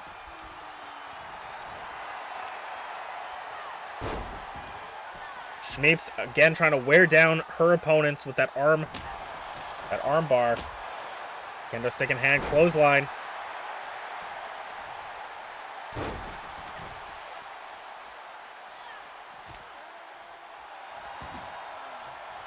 Shmeeps back up this time, gets the one-legged drop kick. Ty's got the champion up against the barricade and just taunting them. T sending Shmeeps into the corner across the ring. T trying to set Shmeeps up, but you know it's dangerous to be in a corner like that with ShmeepsWorld. Super kick from Ty. Hooks both arms and a German into the barricade. ShmeepsWorld going up top for around the world. T had it scouted, clothesline.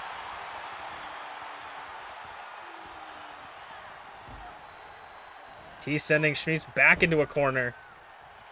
But you never want to back Shmeeps into a corner. As I said, she has it purely scouted. Elbow drop again from the corner. Or elbow into the corner. And a power bomb. Holds the pin. Referee slightly out of position. Kick out at 1. Barely, or just getting that shoulder up. Barely any effort. And Shmeeps is going to step on the elbow.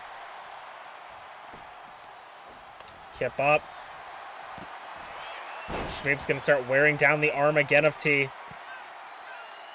Rize and Ty just having a war in that corner. Kendo sticks to the back. And now to the face. That running knee strike. Point blank knee from T. Kick out of 2. Fisherman suplex. Tilt-a-whirl DDT. Something of the other thing. Reversed to a DDT at least. Shmeeps going across the ropes. Tossing Ty on the ground. Critical roll by Shmeeps. Critical roll to TeaTheShiba. Now, sledgehammer in hand right to the tailbone of Shmeeps. Giving T some respite.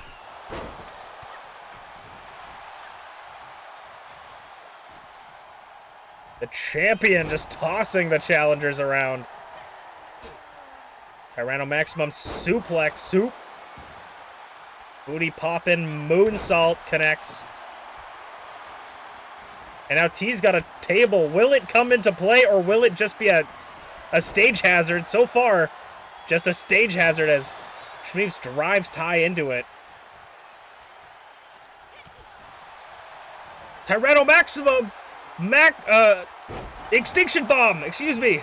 Extinction Bomb from Ty to Shmeeps. Near fall. Almost the first elimination.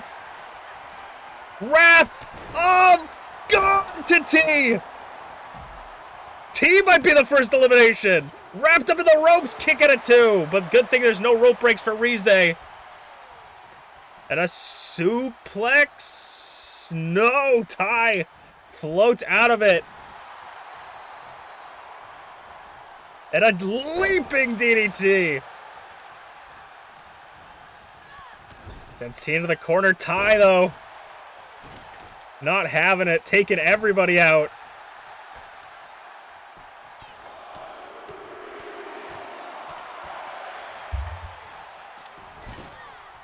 T's got Ty up. Oh, okay, never mind. I was going to say T's not having much luck in that corner. That could have been devastating for Ty. One-legged dropkick missed and a running knee right on the heart. Ty going up top. Ty might be trying to put Shmeeps through a blender. Wrath of God again to T. Double pin. 1, 2, 3. Shmeeps is eliminated. Did they both get eliminated? Twist of fate. Wait, is T still in the match? I think Rize, I think T's still in the match. I think Rize thought that pinfall was for her. I think Rize's now aware that that wasn't the pinfall. That pinfall was for Shmeeps and Ty.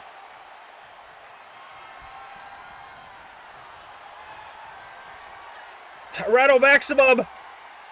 TeaTheShiba Pengu to tie.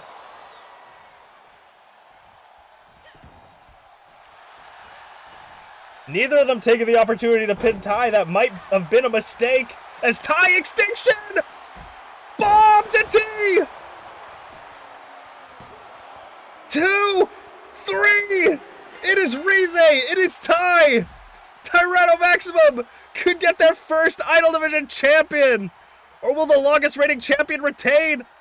Off the middle ropes drop kick! This could be Ty's dream! Spit misses the head kick. Ty. Extinction! Bomb! To Rize to the champion! New champion! Kick out at 2! Ty thought they had it!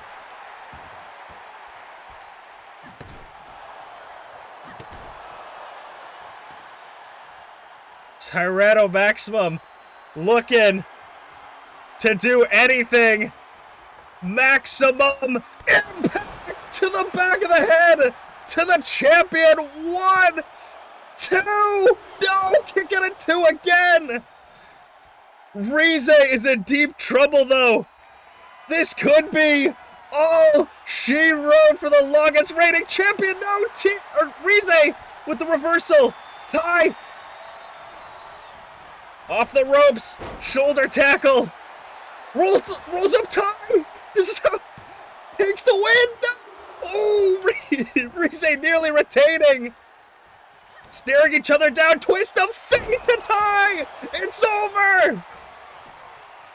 1, 2, no. Ty kicks out at 2. Shmeeps is watching. With bated breath, wrath of God! 1, 2, 3, and Rize is still your Idol Division champion! 280 plus! No backup, no help against 3 other competitors. What will it take for Rize to lose the championship?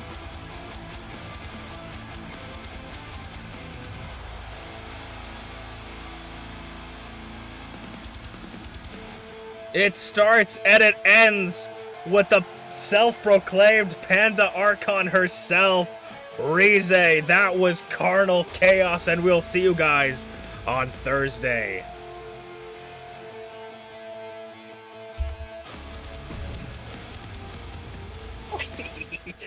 Oh, god dang, man, that was so close. That was so close.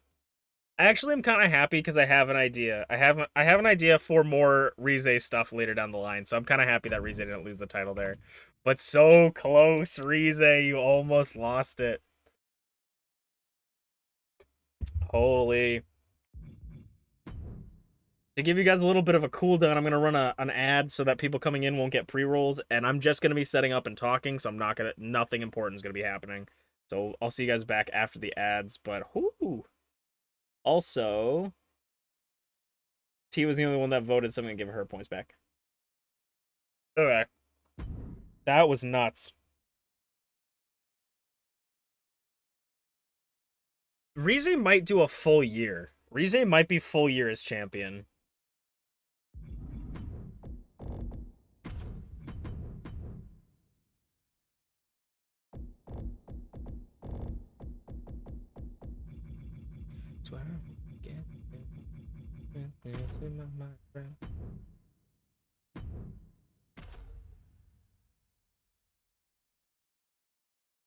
Ooh, I need to breathe. Retrofy me sounds good. We'll retrofy. If people don't know, if people are watching an ad right now, they'll be caught off guard because the retrofy does work. It'll lower me down a little bit, and then it should be this. Oh no, this one. Yep.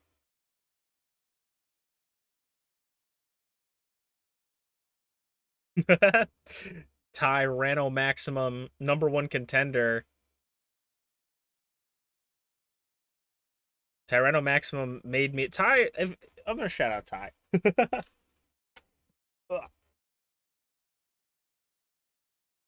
Tyranno Maximum made me this model. This was the one that I got from the giveaway, which I'm very happy. But Ty made this model by hand, crafting it polygon by polygon, and it's probably the craziest thing ever. It's pretty sick. It's also probably going to be the only redeem that works on MPW. Usually I don't change my model for MPW because they made this beautiful Masu Pro Wrestlington version of it. Ty was literally like, oh yeah, you want a model, I'm going to try and finish it in like 2 days. And I'm like, okay. And like, oh, it's going to take too long. Sorry, I'm adding like 50 billion more things. And I'm like, you don't have to do that. Yeah, no, I'm going to do it anyways, lol. And I was like, okay, cool.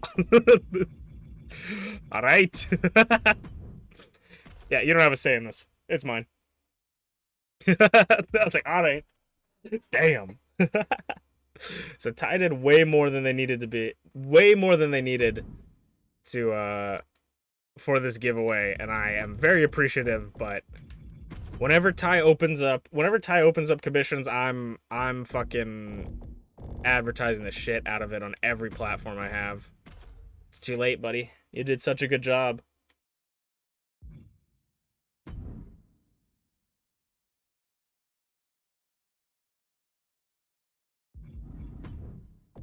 Skies have awoken.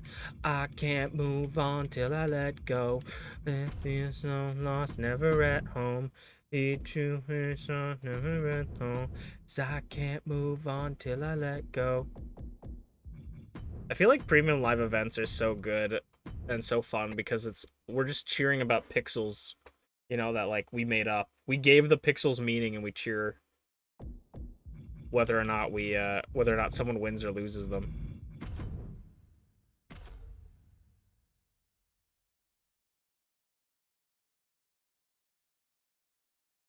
The OTC?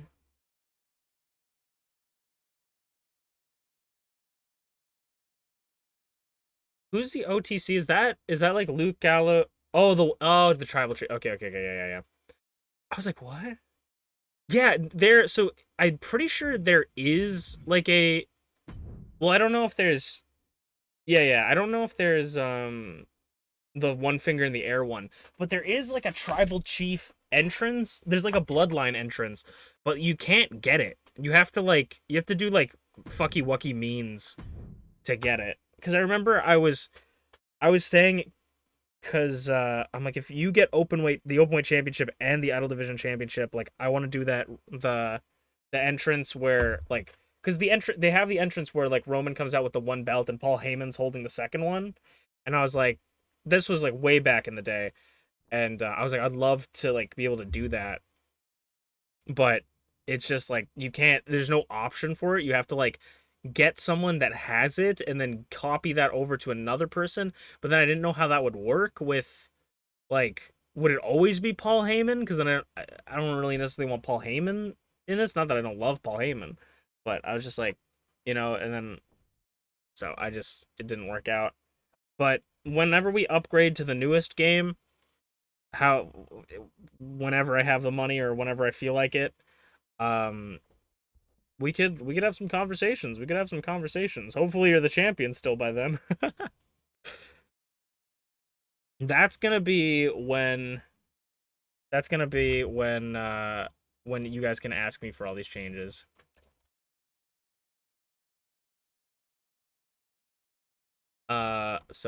But I think I should be set for the next show. So we got 8 more matches tonight.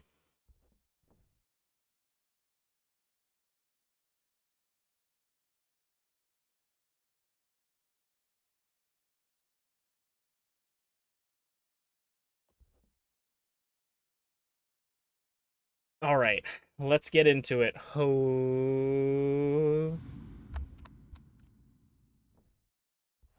Hello, everybody, and welcome back to Masu Pro Wrestling. I'm your host and sole commentator, Masu Pro Wrestlington, and we are coming off of a crazy Carnal Chaos premium live event where history was made, things had been changed, the whole ecosystem of MPW is flipped completely upside down. But there is one thing for certain, that this first competitor is undoubtedly, unscrutably, unmistakably a bear. A bear is going to be starting us off for tonight. And we know that the bear is probably feeling pretty good with himself because his best friend, Greg, picking up his first ever Icon Division Championship.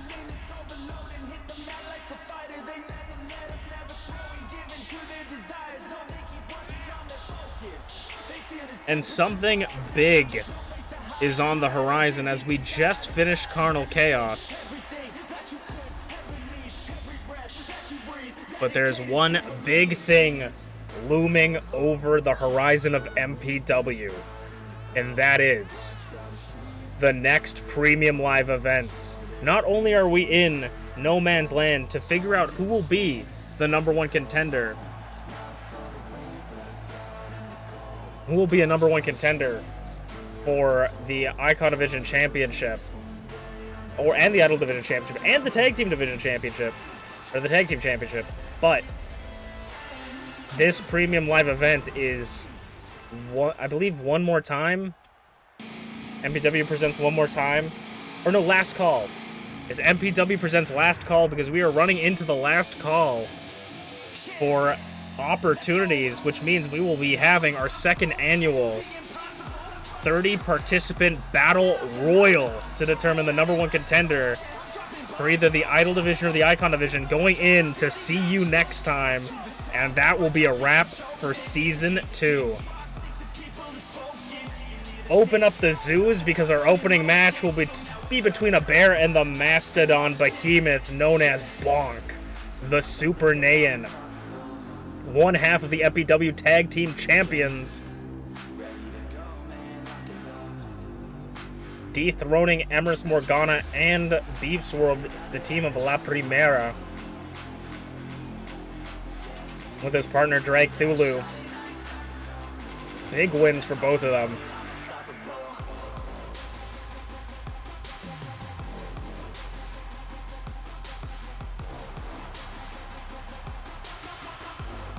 Getting a win over a potential tag team challenger. A bear usually runs with Greg in the championship, the tag team matches, but doesn't mean that Greg couldn't do double duty. But Greg now being the Icon Division champion, maybe a bear is going to team with someone else from the coalition.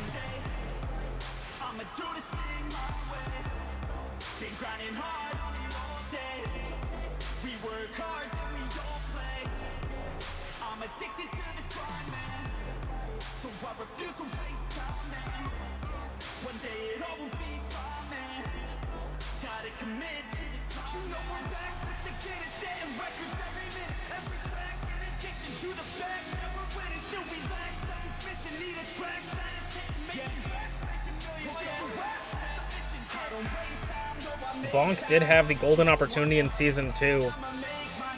Failed to cash it in on Flair. And then went on to pick up the Tag Team Champion. So Bonk has had a pretty rough go in this Season 2. Hasn't seen too many title opportunities, but is the one of the first ever Grand Slam champions in MPW, meaning they got a World Champion, the Openweight Championship, and the Tag Team Championships. They've held all of the potential championships they can hold in their division. Bonk and Drag made themselves Grand Slam champions 2 months ago, I think, or a month ago.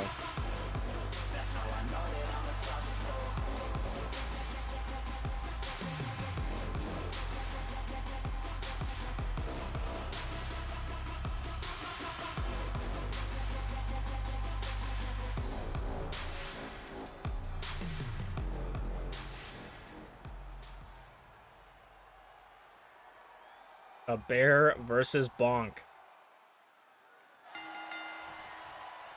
These two behemoths, these two animals stepping into the ring with each other.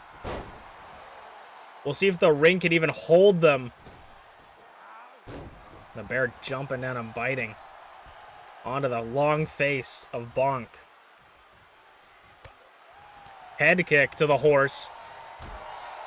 That's why the long face. Forearm takes him down. And the elbow drop.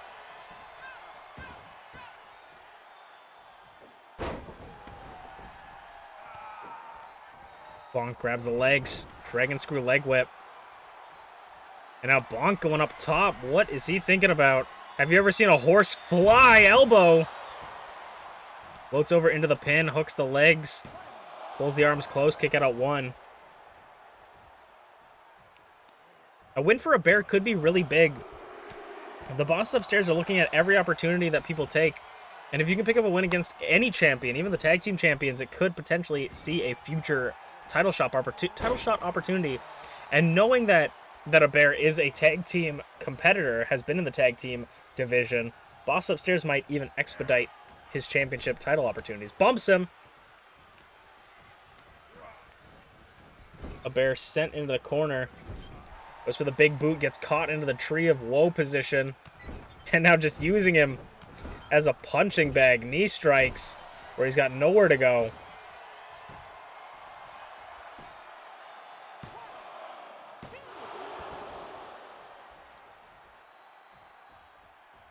Two count. Bonk eyeing him up through the middle ropes like a fucking spear. But crashes and burns as the bear throws him into the solid steel steps. Tossing Bonk around on the outside. Speaking of the 30 participant battle royal, we know that a bear is going to be hyped for that one, as he almost won it last year in his debut match, Samoan Drop. A bear eliminated so many people. I'm going to have to go back through that battle royal and actually do the numbers, but... Oh, Bonk was going for that big uppercut. The bear had it scouted, blocked it.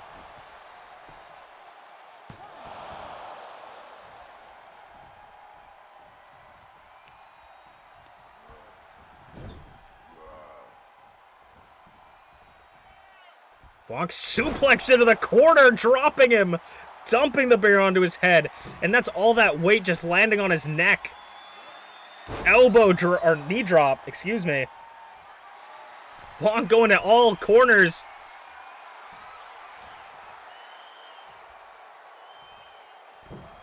Flying forearm. Unfortunately, doesn't connect. Bonk is crashing a lot in this match. Uppercuts. The bear's eyeing him up. Grabs him, throws him into the third corner. They're taking this to all 4 corners. Muay Thai clinch in the corner. Knees to the liver. You know, rubbing the claws. Off the rope and big bear boot. The claws cutting Bonk open with that one.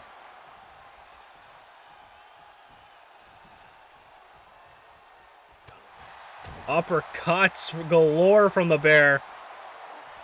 And now he's mauling Bonk! The bear is mauling him! You gotta remember that this is not a wrestler. This is a trained, maybe trained bear. It is a wild animal that you're stepping into the ring with. Putting it on display right there.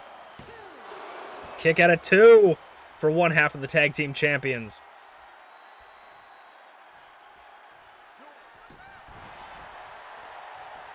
Picks him up, reversal, big kick to the back of the head. Bonk's back up, beam clash! Beam clash by Bonk. Bear's really close to the ropes, though. Bonk gonna try it again, this time connects.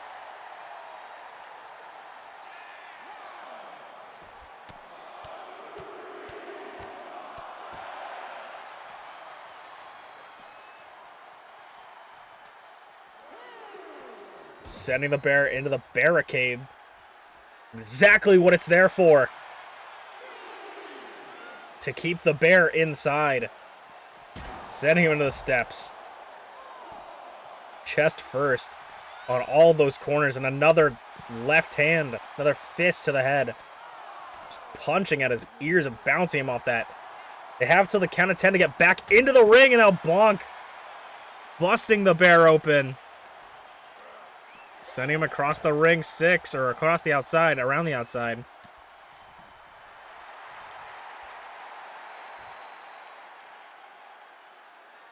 The bear is out cold. 7, Bonk. Sonny maybe doesn't want to win by countout, or he doesn't think it's going to be enough. Up and over.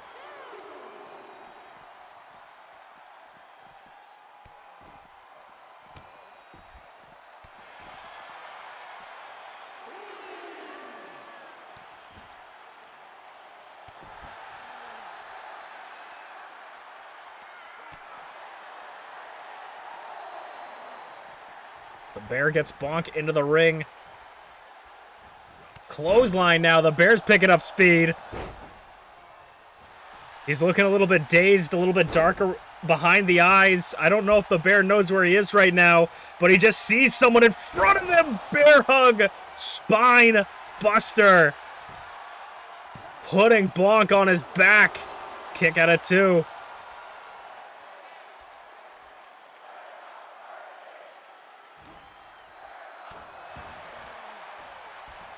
Bonk back up.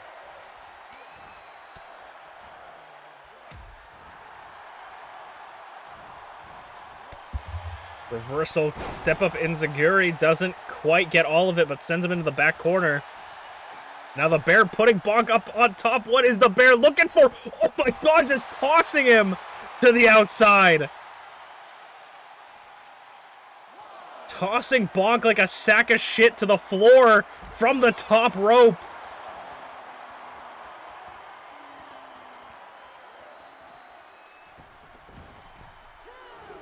Bonk finding whatever energy is left in him to come back into the ring. Judo toss.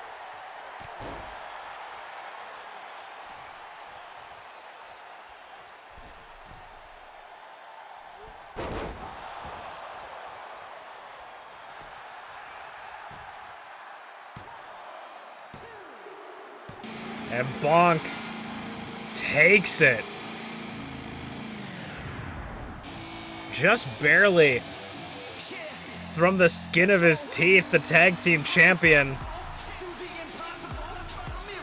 picks up the win. I mean, we usually see Bonk a hard-fought win, like a very dominant, very powerful behind there, but Bonk looked like he was throwing everything he had to take out the bear. But he does that, picks up the win, and we'll move on to our next match of the night. Yeah. Sorry, my brain legit shut off for like a majority of that match towards the end. No. I want to see something.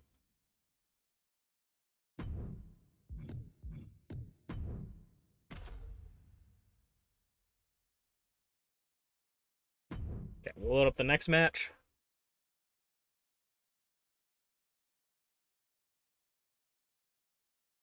Don't forget, if you want to, you may gamble some of your points. Also, I don't really know why.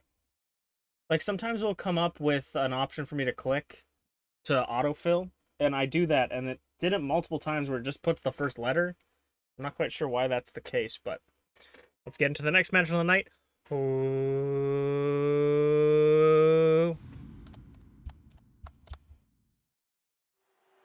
It is time for our second match of the night. Some Idol Division one-on-one contest. We know that this person is quite happy after Saturday's events. The right hand of the Shogunate, Ayasu.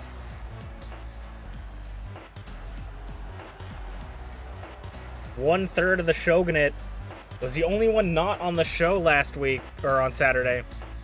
I guess that is last week. Last week, Saturday. The Shogunate had a rough start, but finished strong. Rize defended the championship, holding it for another handful of days.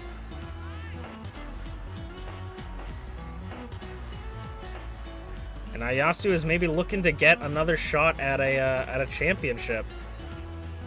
Maybe an openweight championship, or even just, I mean, if Ayasu or Azanaza, we've seen many a times the Shogunate using any cheap tactic they can to win.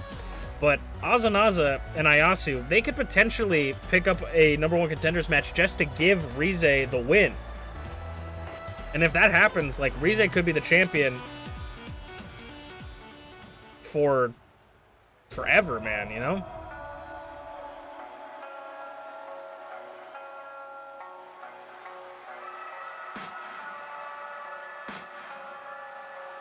And it will be MintyClovers. I feel like it's very rare we see MintyClovers without Empress Morgana in her corner. But after losing the tag team champions, Team La Primera seemed to be on shaky standings. Empress Morgana used to keep MintyClovers on a tight leash, and now she's just kind of letting her run wild, which could be bad for the other Idol Division members. Speaking, again, of the 30-participant Battle Royal at Last Call, MintyClovers debuted as number 2, I believe. Number 1 or 2 in the 30-participant Battle Royal.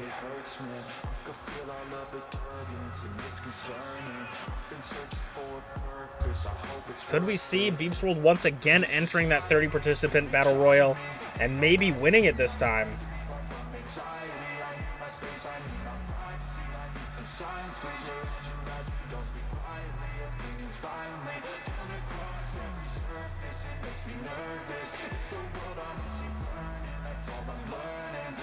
The slow, methodical walk of MintyClovers.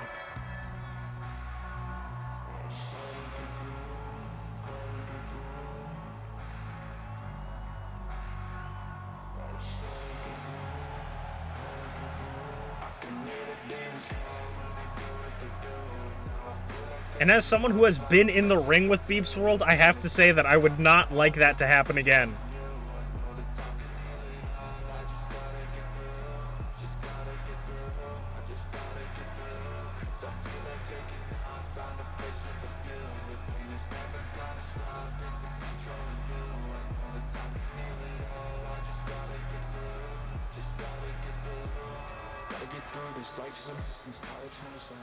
Ayasu versus MintyClovers.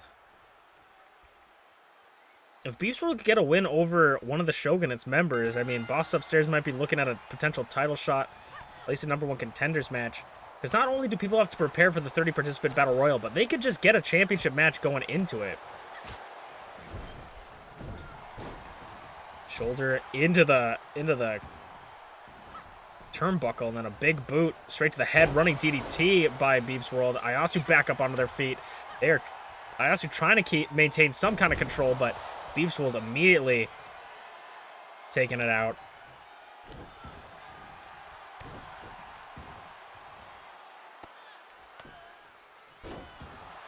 Busting Ayasu open. And a back and forth.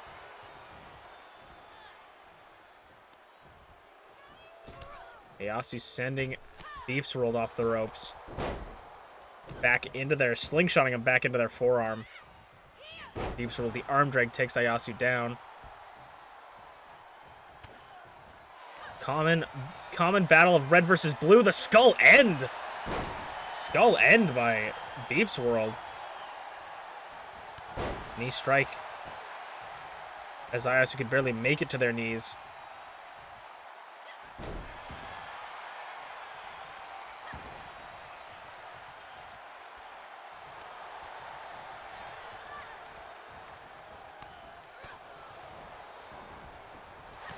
And a right hand just rocking Ayasu. MintyClovers maintains control. Continuing to stomp out Ayasu.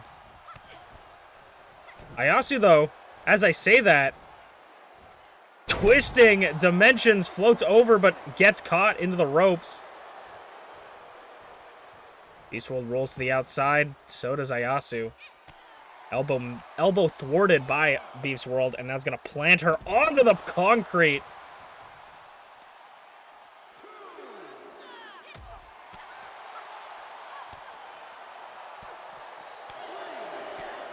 And a forearm combination, working over the knee, trying to work on the large legs of BeepsWorld, take down the center of gravity of the giant, and they'll fall like a tree. Like they say, the bigger they are, the harder they fall.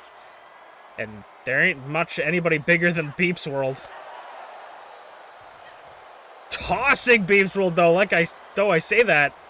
And Ayasu, with the strength of an ox, just tossing BeepsWorld.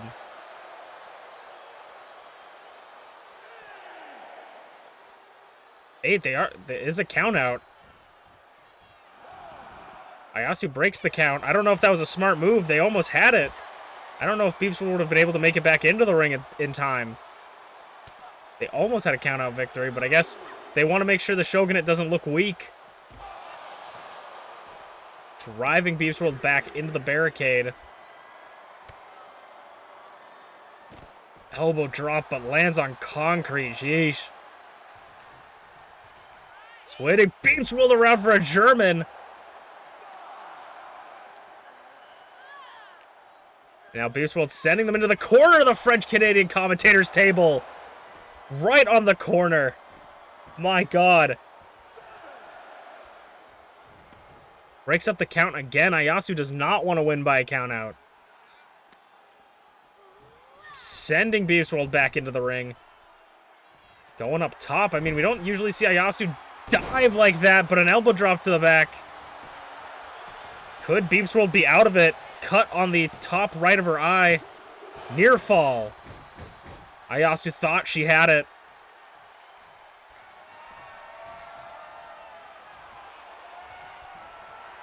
Feeling the blues to BeepsWorld. And I know BeepsWorld's going to be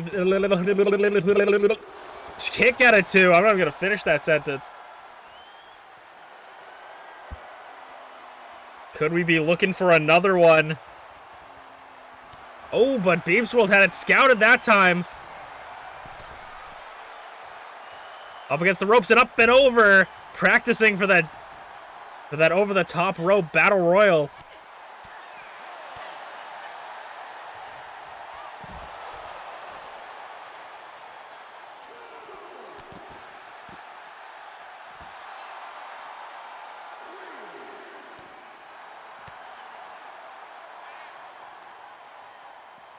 Knee strike again, those bionic knees and elbows.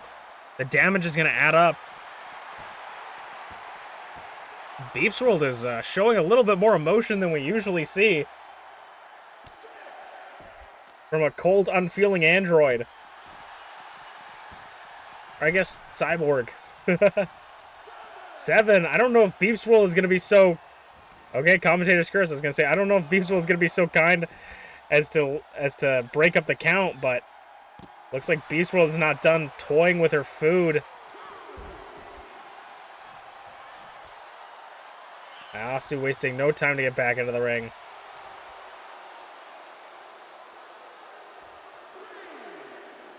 Sharing her thoughts about BeepsWorld as BeepsWorld gets back into the ring. Spinning BeepsWorld around. Twisting. No! Rolls through, does BeepsWorld. Ayasu won't stay down. It doesn't matter what BeepsWorld does. Gets back up, drop kick.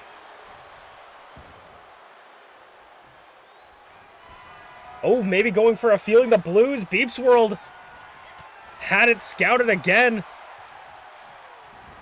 Ayasu, though, reversal rolls through. Arm drag. A clubbing blow to the back. Elbow drop off the ropes. Ayasu's got to hit something big to end it. And just as I say, Ayasu's feeling the end, and BeepsWorld is feeling the blues for a second time. Make sure to go for a more traditional pin that time, and Ayasu picks up a big win.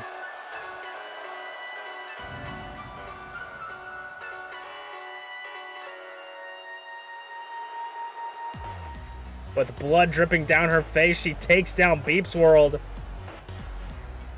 Continuing to show the strength of the Shogunate. As we'll move on to our semi-main event of the night. We are the storm that is approaching. Rise.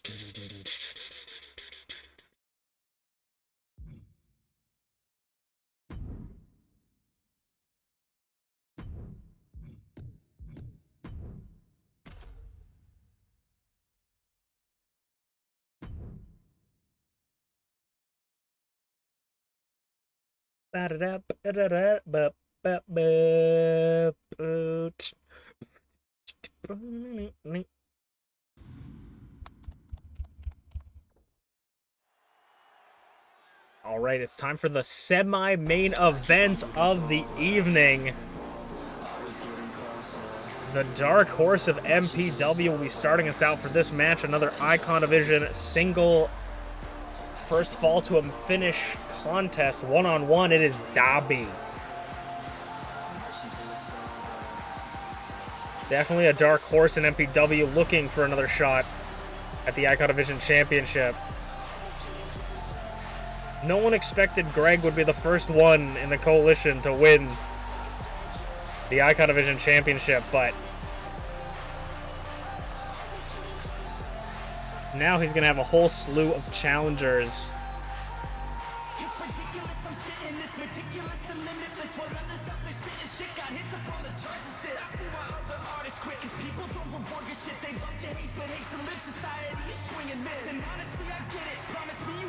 Dobby was...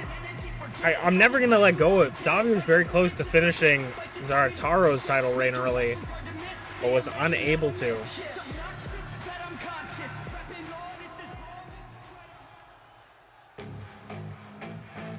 And I know someone, this man right here is someone that wants to get his hands on Greg. Someone that was not too happy that Greg was the one to pick up the championship last Saturday. Gaelic Angel looking to do whatever it takes to make it all the way back to the title contention.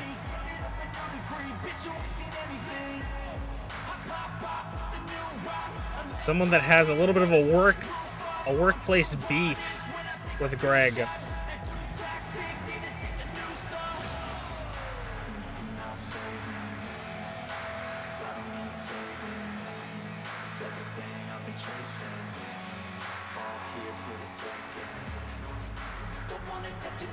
Gaelic Angel's partner Unchained was in the championship match, but was unable to pick up the championship.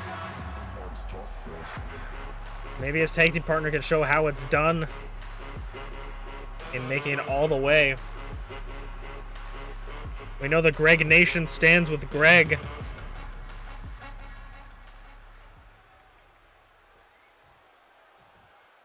Gaelic Angel versus Dobby. Out the gate, both of them running at each other, but Angel wins in the collide.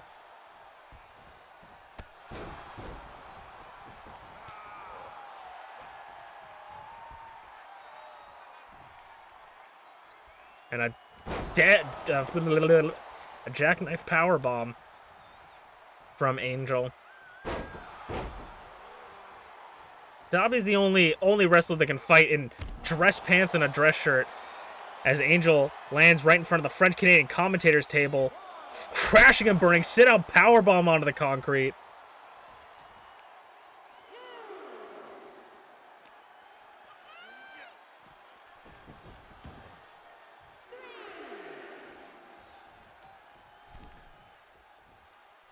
Over the top rope, practicing. Everybody's practicing for the over the top rope battle royal. Oh my lord! Launching Angel across the outside. Like I said, an unorthodox Dark Horse that is Dobby. Charging right through him. And now mounting him.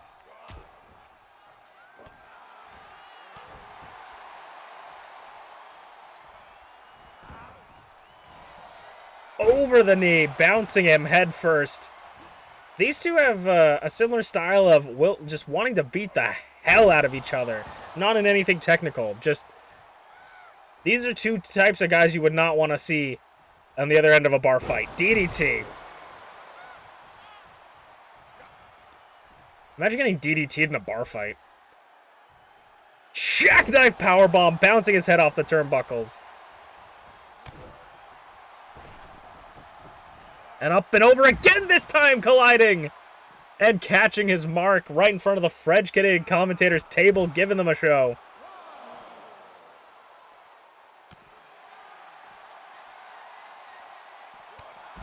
Running right through him. But Angel gets right back up. Dobby gets back in the ring. Misses the clothesline this time, does Angel. And sends Dobby into the corner. Big splash forearm. Goes for the cover. 2 count. Near fall for Angel.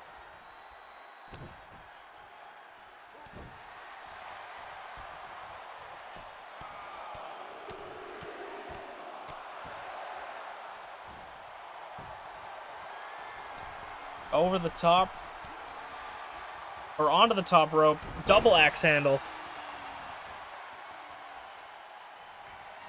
Angel has Dobby up on his shoulders. Fall from grace. In the corner, but not close enough to the ropes. Kick out of 2. An explosive kick out from Dobby. And Angel once again setting him up. God's last gift. No! Northern Lights suplex reversal. Dobby doesn't want to get put out too quickly. Picking up Angel for the gun stun! Kick out of 2 by Angel. Dobby looking to put him away. Final ignition! 2! Near fall again. Dobby had everything lined up, but didn't expect Angel to kick out.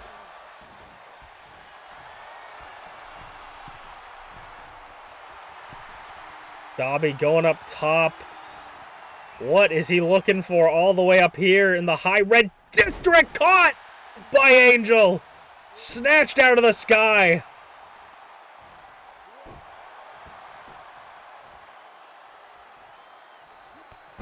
And a crossbody catches him off guard. Clothesline. Hooks him and slams him down. That combination of explosion, that explosion of maneuvers, almost taking out Dobby.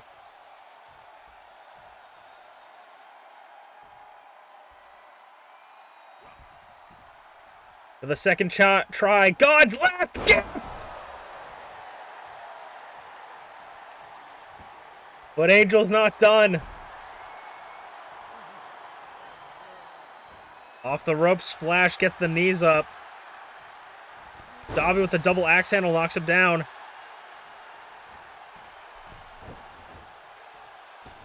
Flips him out of the corner. Dobby, there he goes, stun gun. Gun stun, not stun gun. Stun gun would make sense. Gun stun. Sends him into the corner. What is Dobby looking for here? Flips him around.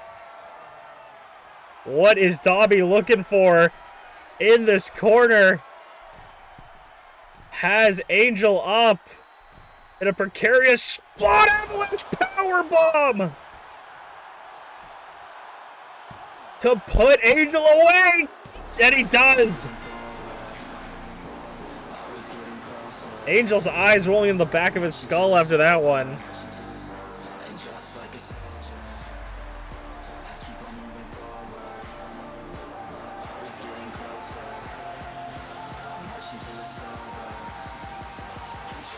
Dobby picks up a massive and impressive win, as we will move on to the main event of the night next.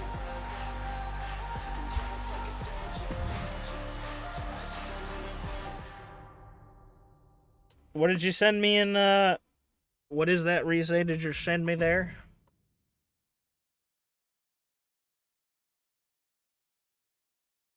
Oh, I didn't even, I didn't even put the matchup. It was who voted for Ayasu? Oh my god, there's no way. What is this? What is this? What? I might actually not be able to redeem it yet because I play offline on Steam. So I would have to go online, which I probably, you know what, I probably could. If this breaks the stream, blame Rize. Go online. I feel like this is a bad thing that Rize did.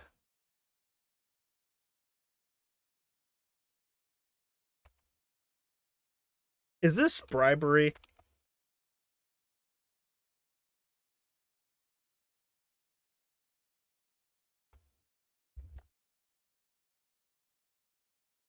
Is this bribery, Rize? Oh my god. You are fucking ridiculous. What the fuck, man? Come on, Rize. What the hell? What the hell?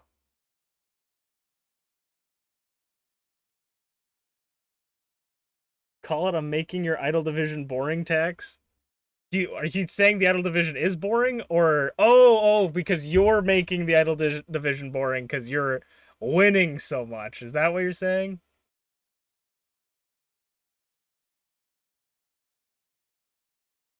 Okay, I was like, damn, I didn't think the idol division was boring. I was like, oh, that's what you mean. Oh, Rize. Do you know how much work I'm gonna have to do now? Also, you may or may not know that she did this. Also, the big thing is, actually, we might not immediately jump into... I need to look this up, actually. Let me look this up first. I also need to go to the bathroom, but... Do we have anything yet? Ooh.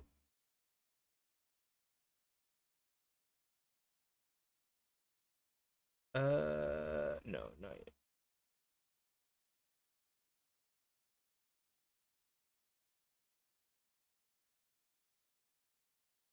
I'm trying to think. I'm trying to find... Oh! No way. Oh, wait, we might. I might be happy. I might be happy. Please tell me. I'm saving this. Please tell me this works.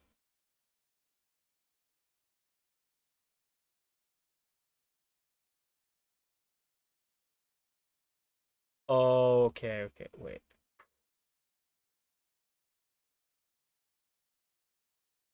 Oh yeah, we might. I'm gonna have to save this to watch later. Okay, so I have not played a wrestling game in like maybe a decade.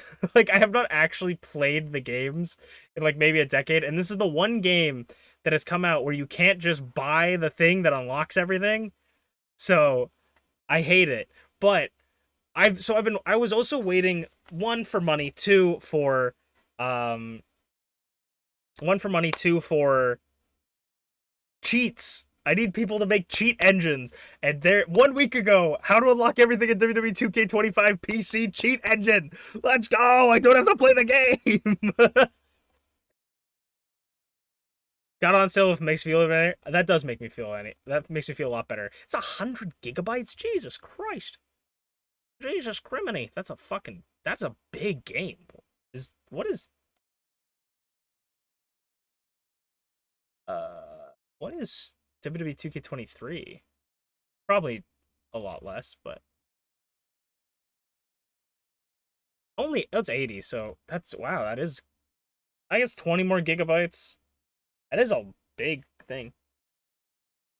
Think I got a beefy new computer, right? Yeah, I might install this onto my external hard drive as well. We'll have to see. We'll have to see. But I'm glad you got that on sale. I super appreciate it. But now I'm gonna have to go through and actually. So if you guys want any changes to your models, any random things, you guys will have to let me know now. Because I haven't even looked at the game, but if you guys want, and also because this is also a thing. If you guys own WWE 2K25, if you own WWE 2K25, right? And this is mainly talking to people that I know, random people that haven't been here for a while. it might take some time before I will do something, you know. But say T or Rize or whoever owns this game already and they know exactly what they want, I don't need to not update the game anymore. We don't need to use mods because the intergender wrestling is in the game now, which is the biggest thing for me in this game. Is men and women can fight, male models and female models can fight each other. So if you guys have the game and you're like, this is exactly what I want, I don't want him to mess this up, I know exactly how I want it to look, I know exactly what moves I want, I know exactly what entrance I want, I know exactly everything, right? Then let me know and I will we can download it. I could download it off of it. Oh sweet. And it looks like they've gotten the sound editor is probably pretty easy, but it looks like they might have the sound editor updated for 2K25 as well. Okay, I gotta go to the bathroom really bad, so I'm gonna put you guys on a 3-minute ad, and I'll be right back. So yeah, you guys can make your shit and upload it, and I can download it now, so I can actually use the community creations. But you are uploading it publicly, so if you want to do like a quick thing where like other people can't download it, we could do a quick, like you upload it, we talk in a call, and you upload it, and then I download it, and then once I download it, you remove it. But okay, I'm gonna put you guys on a 3-minute ad. I gotta go to the bathroom really badly. Wait. I gotta go pee so fucking bad. Face him, please! Please face him! Jesus Christ! There we go! This is getting ridiculous! Fucking hit him! Oh my Jesus!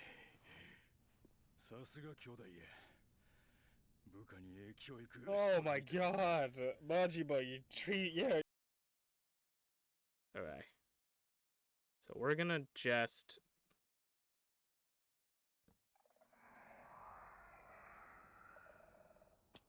And then we're gonna... Oh, he spawned. Alright.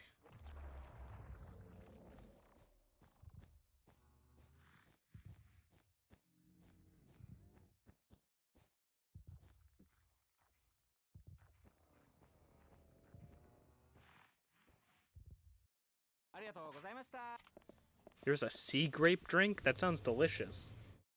What's the difference? I'm stupid. I was just about to ask, what's the difference between sea grapes and regular non-sea grapes? Probably the fact that they were in the sea. That potentially could have been the reasoning for the difference. Just in case I can't do it later, I want to double check. Okay, I'm back. We'll wait for the ads to be finished. You're ridiculously kind, Rize. You're ridiculously kind. You're ridiculously generous. You guys are crazy. And make sure you take care of yourselves as well.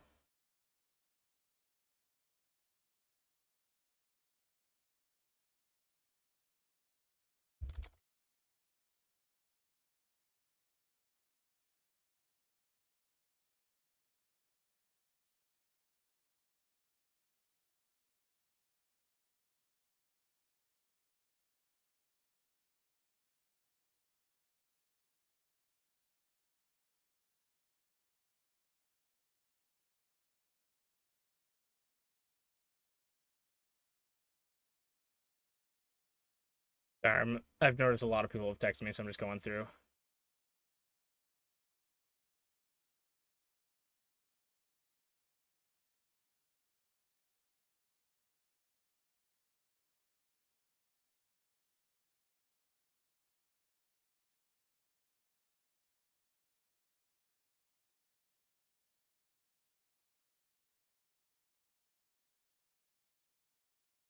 And now I need to get a picture.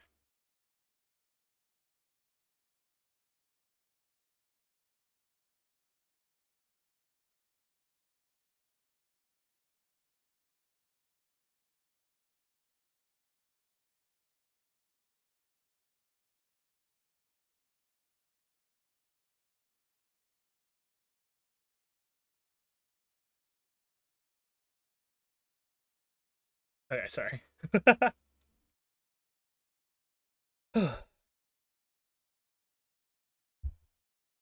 Rize says you're welcome and is getting ready for bed. Okay, have a good night, Rize. I appreciate you, and I hope you sleep well. Don't expect, though, MPW to be immediately in this. I'll try my best, but I'll try my best for, like, the final premium live event, at least. Maybe that's what I'll shoot for, because I have to recreate everyone, but let's get into the next match. This is the last match of this show, and then we have 4 more matches after this, so let's get into it.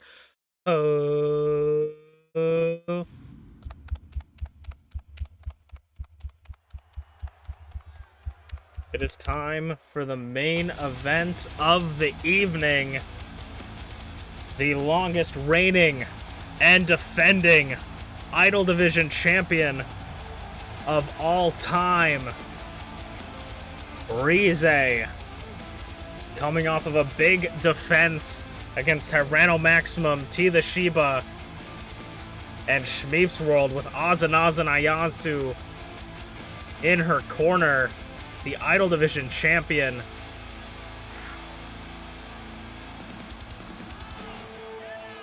The right and left hand of the Shogunate following her. They were unable to come to ringside because of the Fatal 4-Way match, but now they are following their leader.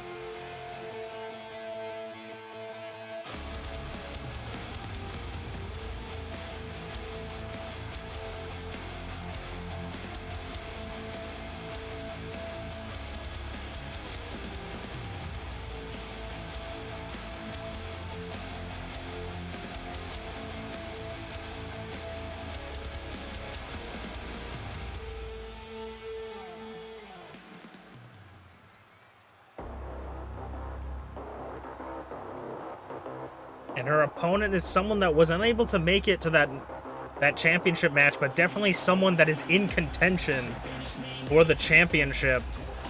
One of the most dominant idols in the division. The spookiest member, Rocky.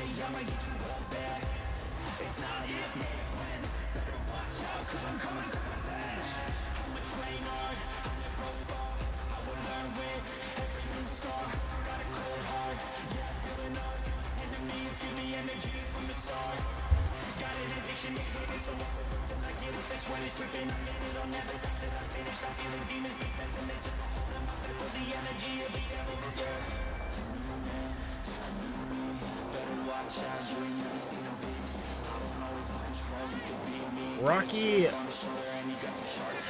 it's gotta be one of the best right now in this division wrestlers out there, but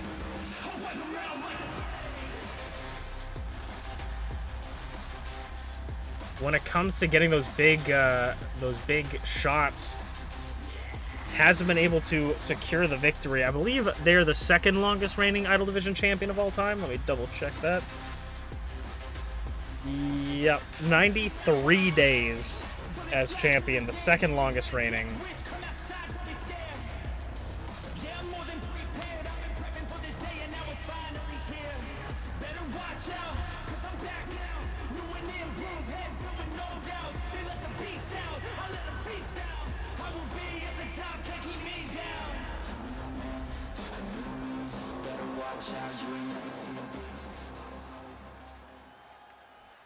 Rize versus Rocky.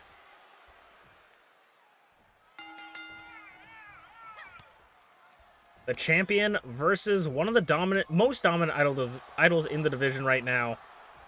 We'll have to see. Rize has been pretty dominant as she has got 7 title reigns as champion, but we'll have to see outside of the championship matches, how is she gonna fare?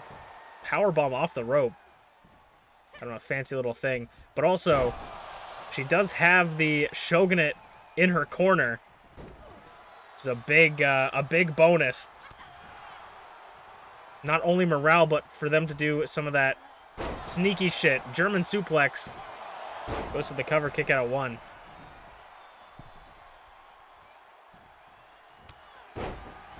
Rocky exited into the wolf's den and immediately came back saying, nope. Chop, caught.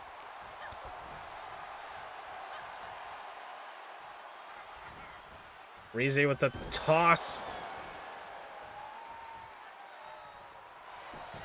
Drop, toe hold, puts him into the submission.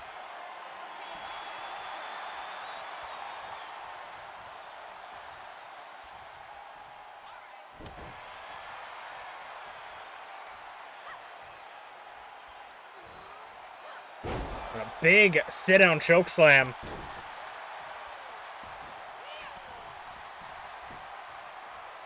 That overhead chop. I've said this before, but there's not many people that can slap you as devastatingly as Rocky. Rocky's slaps are like bullets to the head. Bullets of meat. It's gonna send their fist right through the chest of Rize. And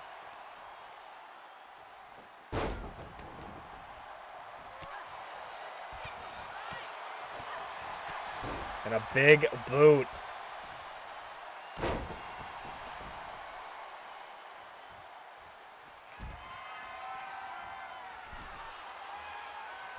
Rize off the top, leg drop onto the floor. That must have not felt good, but it must have been a nice shot from the French-Canadian commentators table. As Rize is going to flatten Rocky on the outside. Boom.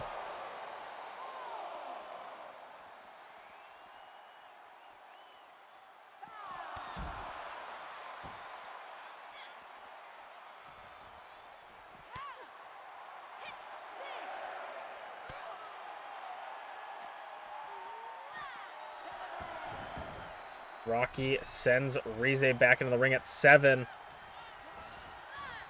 Rize had an incredibly impressive showing. I think he might have been going for the spear there, but Miss had an incredibly impressive showing at Carnal Chaos.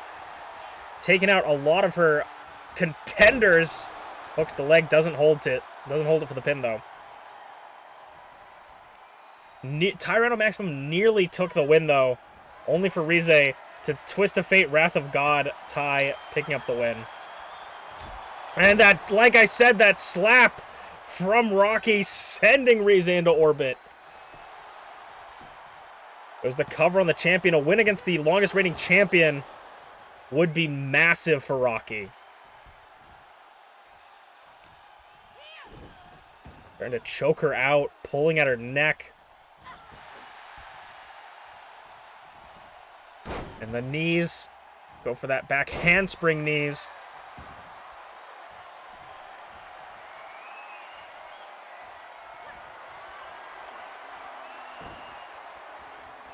And a lost and found. To Rize, the champion, nearly taken out in this non-title match.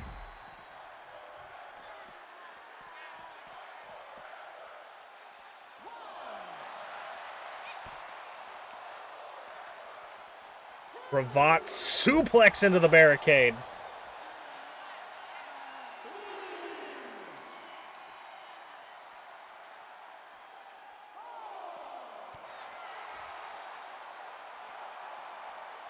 Disrespectfully rubbing her boot and now kicking her in the head.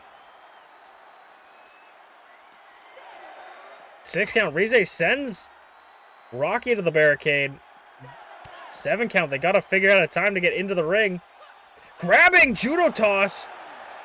8. Rize trying to make make Rocky run out of time on the outside, but Rocky makes it back in.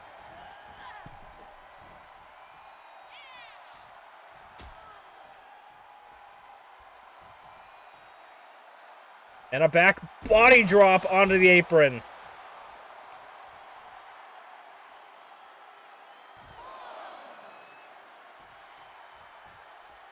Rocky working over Rize on the outside. Rize gets back up onto her feet, punch to the gut right in front of the French-Canadian commentators table. Scorpion death drop on the floor. Ayasu running all the way over, maybe playing guard dog. To get in the way, I mean, force a disqualification.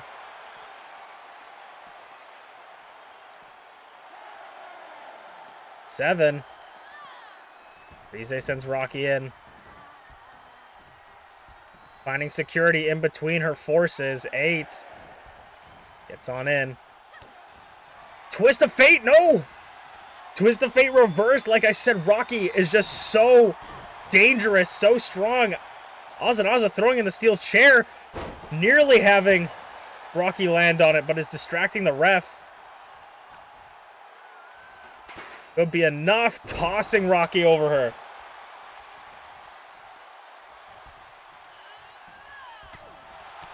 Combination of kicks and punches. Lining her up for the spear!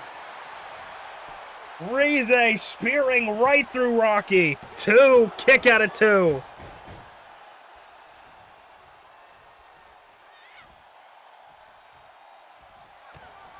Rize, twist of fate!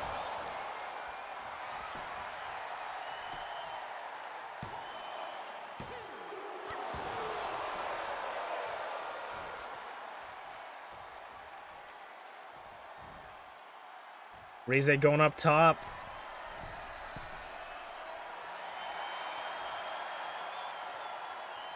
What is Rize looking for up here? Drop kick.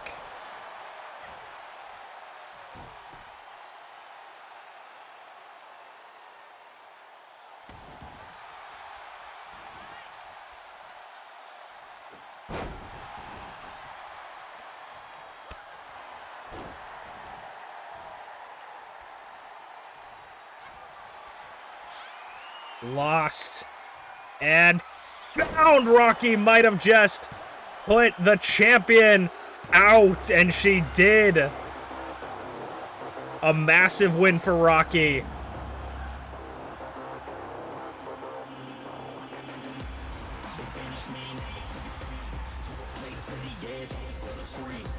In your main event, Rocky picks up a massive win against the champion.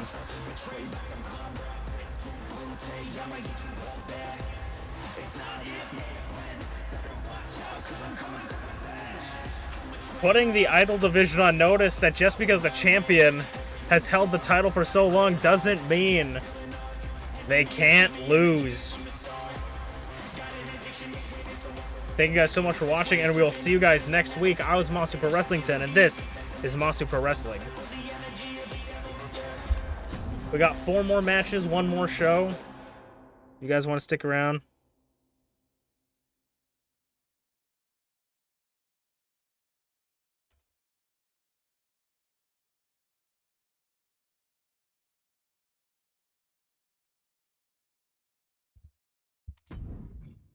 Go to our next show, and then we will I'm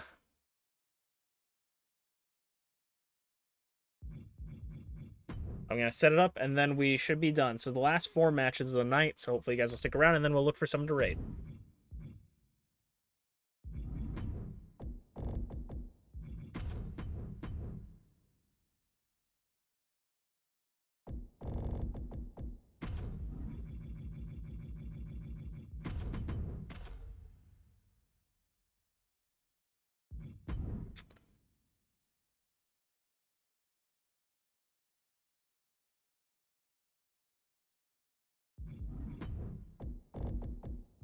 I have some ideas that I've been waiting for in WWE 2K25.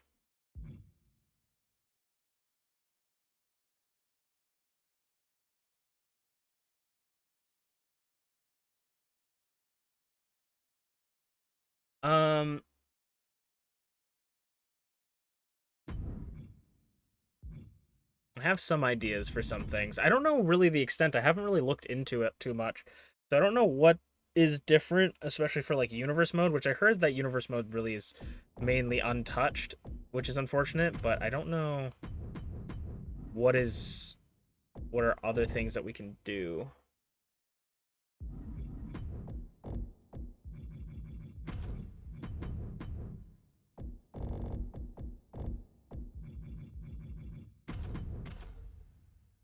Ino's going to get the game after payday, and I'm going to make all the characters. Nice. For sure. I genuinely do enjoy making the characters, so Like, don't think of it as like, I'm gonna do it, you know, so you don't have to do it. But I will also say that, like, if you have, because you and Angel, for better or for worse, had very extensive, like, this is exactly what I want. So I feel like if it gets to that point, it should just be, just let me download it now. You know, like, back then we couldn't because, I couldn't go online, but now it's just kind of like one of those things of like, we might as well just let you send it to me.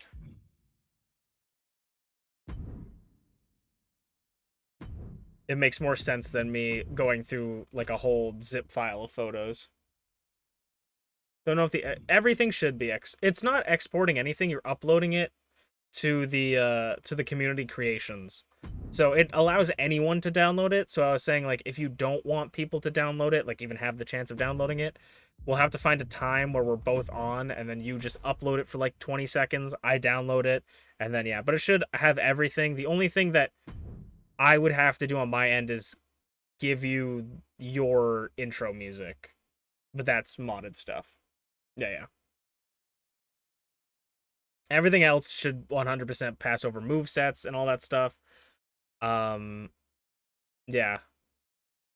What I like to do, T, and you don't have to follow or abide by this ruling, T, if you have specific things. Because your moveset in this game was actually a lot more extensive than a lot of other people's, because you were one of the first people I made.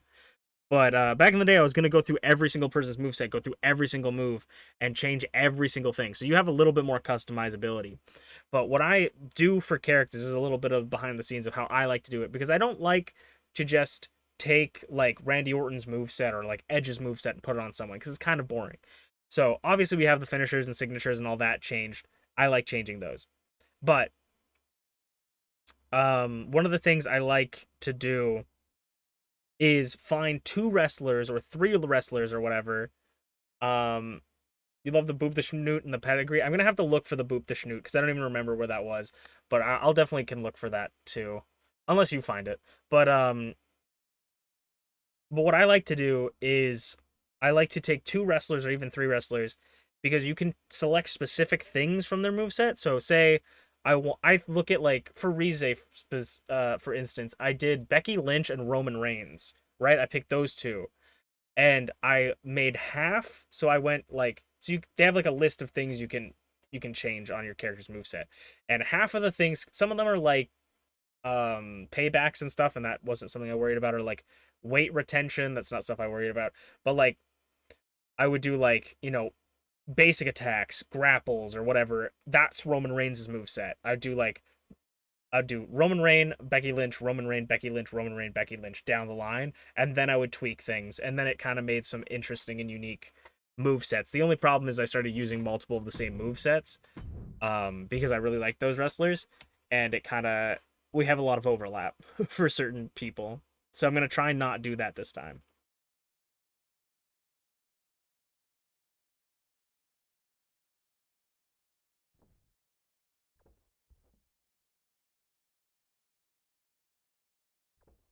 All right, we're going to get in the first match of the last show. Let's get it. Ooh.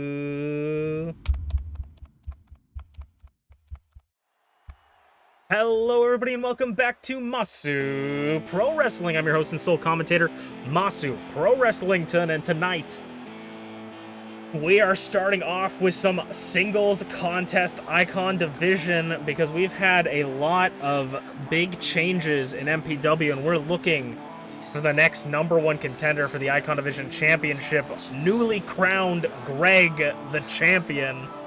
Truly proving that anyone could win the championship at this point, and I know that's going to boost the morale with Potato, who has been trying his darndest to win this championship or get any championship.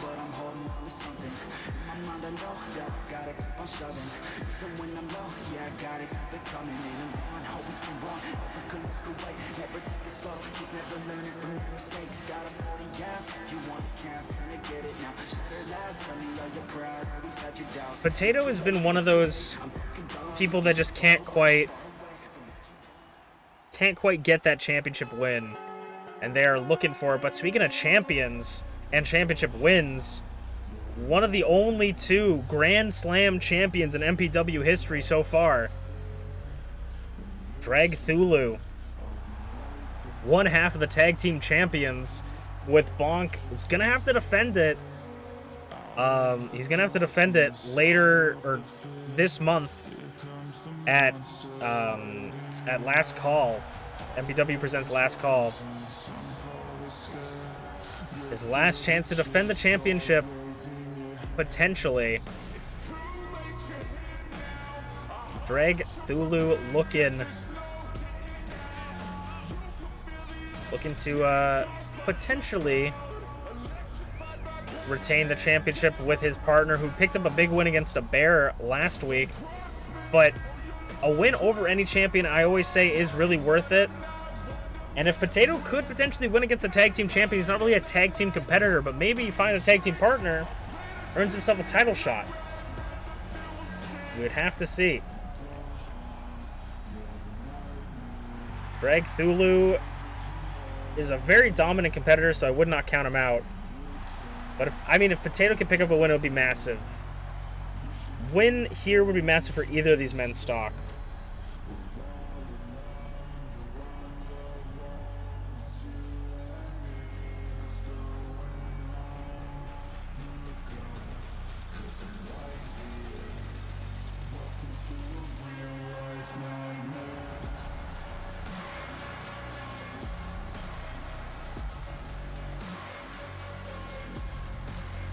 Dragthulu would, I feel like, be perfectly fine, though, getting a win here and maybe earning an Icon Division title shot, being the first double champion, the first dual champion in MPW history.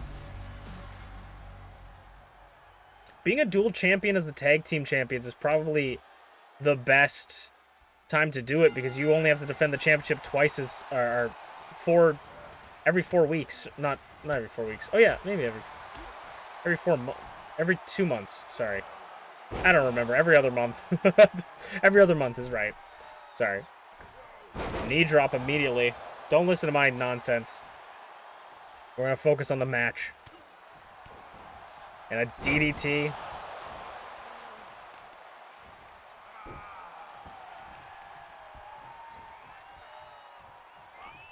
Ducks the head kick, grabs him. These two have pretty conflicting or different styles when it comes to wrestling. Dragthulu is a very quick competitor, very strike heavy, which is probably the only thing that they're somewhat similar with, but Potato is much more of a slow burn grappler, likes to use his strength to overpower his opponents. So we'll have to see how these different styles meld or clash in this match.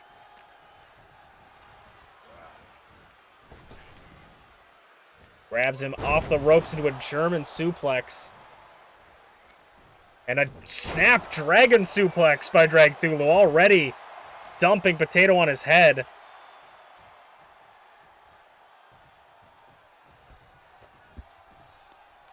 Grabbing the foot. Now Potato taking him for a leg lock. Holding him in a submission, twisting that ankle. Nearly twisting at 180. Oof. Grabbing the knee and the ankle. Drag is back up. Got him up. Dropping him right down. Grabs him with that clothesline. A little burst of energy. A rare burst of energy we see from Potato.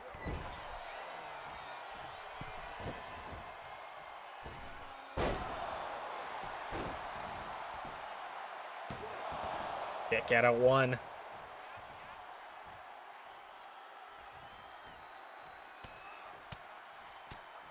Hammer fists and now forearms.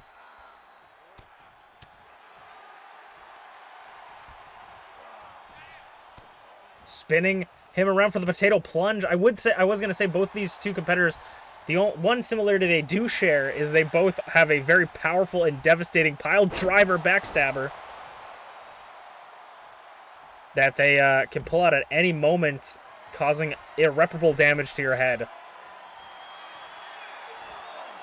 Drag up top as Potato's on the floor, going all the way down for the crossbody.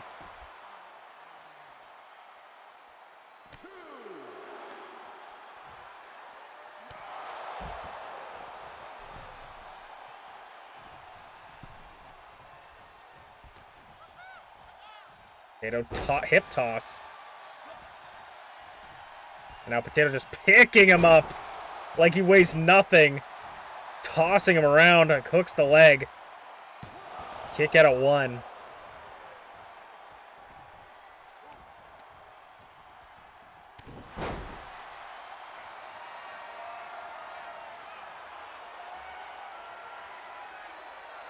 Potato eyeing him up for the potato plunge. Doesn't connect. Single leg drop kick. Kick out at 1 by Potato. An authoritative kick out. Ducks him over, though. Gets through with that clothesline. Third time's the charm with that German suplex from Potato. Finally getting some big offense on. Kick out at 2. The lights go out. Dragthulu from behind. Potato had it scouted. Running the shoulder tackle, doesn't knock him down, gets him from behind. Picks him up and just tossing him on his head.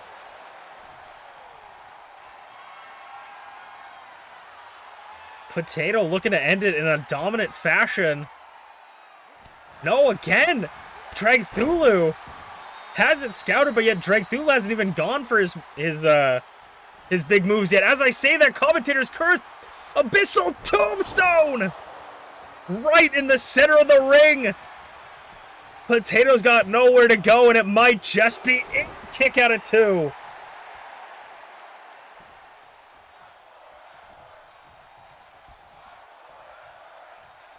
A second one. Spins him around. Tombstone. To Potato. 2. No! Kick out again. And a third times the charm. Abyssal Tombstone. 2, 3. And Dragthulu, the tag team champion, puts him in his place.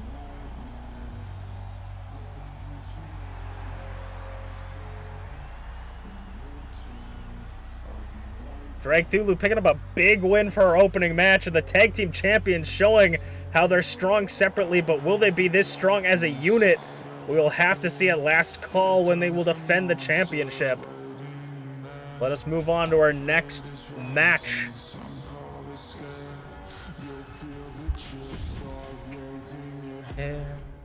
It's too late to fear now.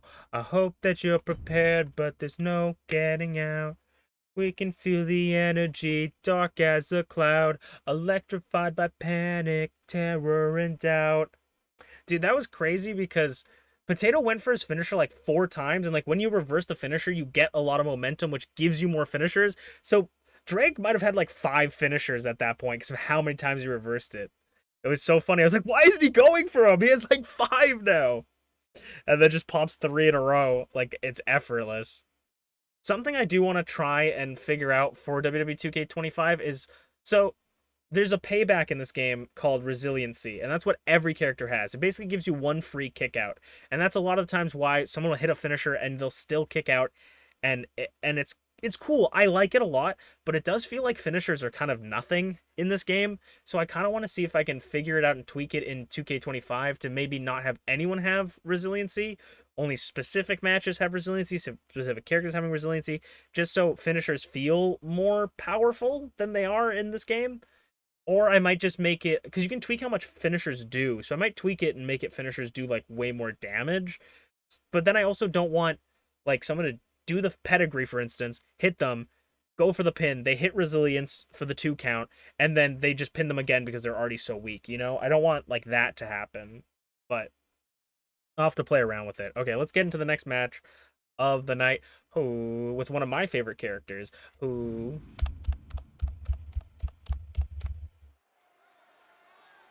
We're going to follow up that crazy match with some Idol Division one-on-one contest. Another member of the Coalition probably feeling pretty happy that the Coalition has brought home the Icon Division Championship. But, however, I definitely, if I know Blueness, and I think I do, you know that she's definitely feeling that pressure of like, damn, I had that opportunity to bring home the Idol Division Championship, and I didn't do it.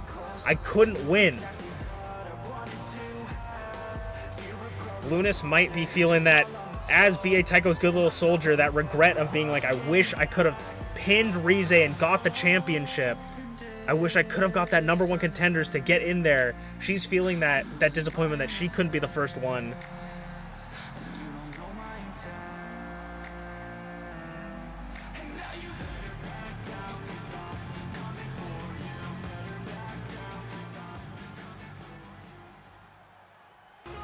But Blueness is going to go up one-on-one against the La Primera, Emrys Morgana, the former openweight and tag team champion Emrys Morgana. Unfortunately for Emrys, though,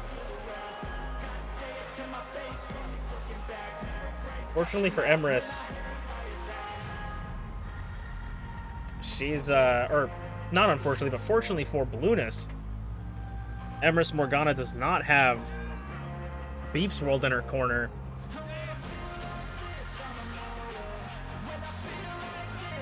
It seems like the signs of a wreckage might be with the team of La Primera.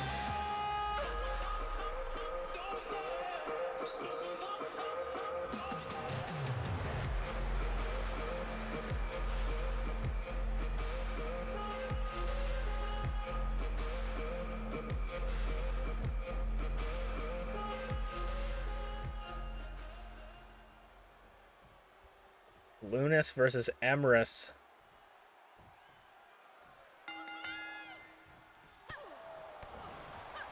A win for either of these two, as I was saying for Potato, a win for either of these two would be so big for their stock. Both tag team division members, both people in the tag team division, and also both people looking for that Idol Division Championship. Ducks under.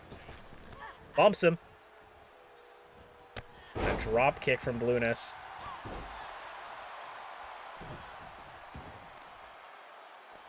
The Coalition versus La Primera in this match. We know that Blueness is going to be struggling, clawing her way back up to the top because she wants that Idol Division Championship. If Blueness could win the Idol Division Championship, it just takes B.A. Tycho and a Bear to win the Tag Team Championships, and they could have all the championships. Or, you know, someone could do double duty.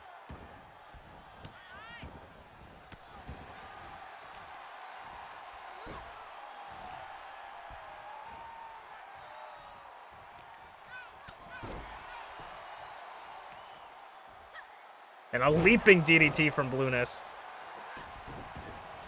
Blueness has not had a title opportunity in a little bit.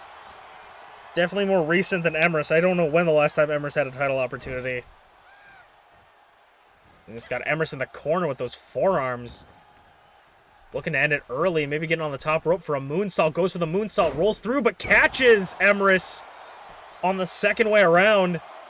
2. Kick out of 2. Nearly taking Emrys early. And now Blueness up top. Like I said, a chip on her shoulder. Trying to finish this match quickly. Once in a blue moon! Connected. A little bit close to the rope, but if you can pull the arm away, shoulders down, could finish Emrys right here. Kick out of 2. What a nearly a swift victory for Blueness. As Emrys rolls right in front of the French-Canadian commentators table. Going over the... Ooh, a little bit of mind games. Making Emrys think that she's going over the top rope. Scouting out how Emrys feels. Clothesline blocked as they battle right outside the French-Canadian commentators table. German... Nope, not a German suplex. Takes her down. It's just spinning around, showing... just messing around with Blueness.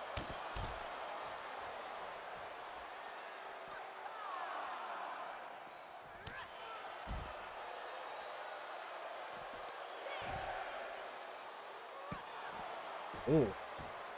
Leg drops on the leg. 7 count. Could Blueness be looking for a count out? Oh, Blueness diving into the diving into the crowd at 8. Makes it back in. Emrys thought maybe she had it, but a drop kicker to the back of the head off the springboard. It's going to tell you a little bit different. Goes for something in the corner. Emrys tried to reverse it into a reversal of their own. Blueness off the ropes. Flying forearm from Blueness. And now urging Emrys to get back up. Off the rope. Springboard blue. Oh no, a little bit too far off. Gonna try for it again. Springboard Blue Moon. Blueness not letting it get to her, or still being able to capitalize off her mistake, but that mistake could have cost her as Emrys grabs the ropes, breaks it up. Emrys still has a chance.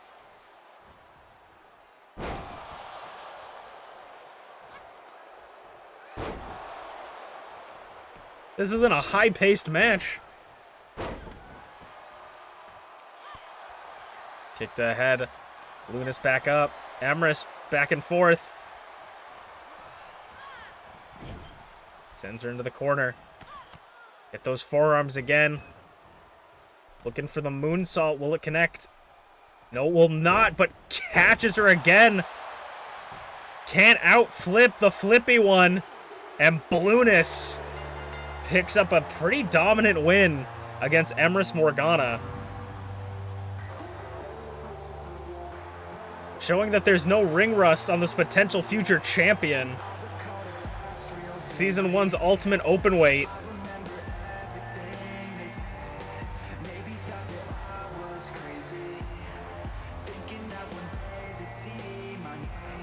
As we'll move on to the next match of the night. More Idol Division contests will be coming to you live after this. Chip on my shoulder. I'm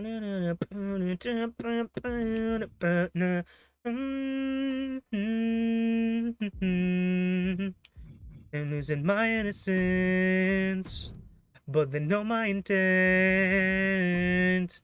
And now you better back down, 'cause I'm coming for you. Better back down, 'cause I'm coming for you. Better back down, 'cause I'm coming for you. Better back down, 'cause I'm coming for you.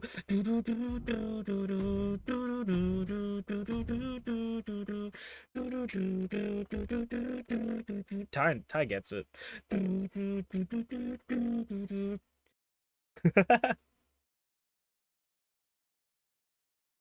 NEFFEX has so many good songs. I literally just took a water drink, but I'll take another one.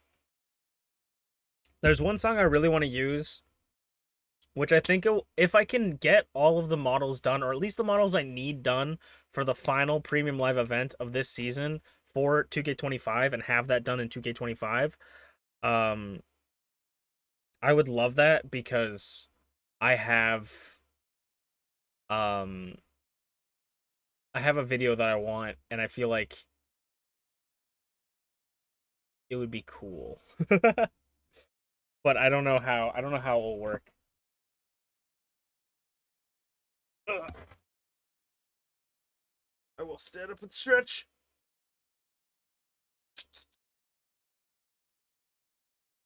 This ain't enough. Part of my dreams is starting to rough. I believe it does. And they both know. Oh yeah. Let's get into the second to last match of the night. Whoop.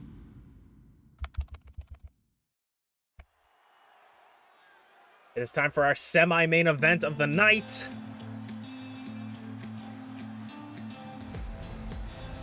Starting off with a former 2-time Idol Division champion, the first ever Idol Division champion, Dancing with Draven. Dancing with Draven looking to find her way back into the title opportunity. A former openweight champion, I believe, as well. But looking to try her best to get back into the... Oh yeah, Draven. I think former Idol or Openweight division. Literally one of the longest reigning Openweight champions of all time. Tied with Tyranno Maximum and Garreth Unported.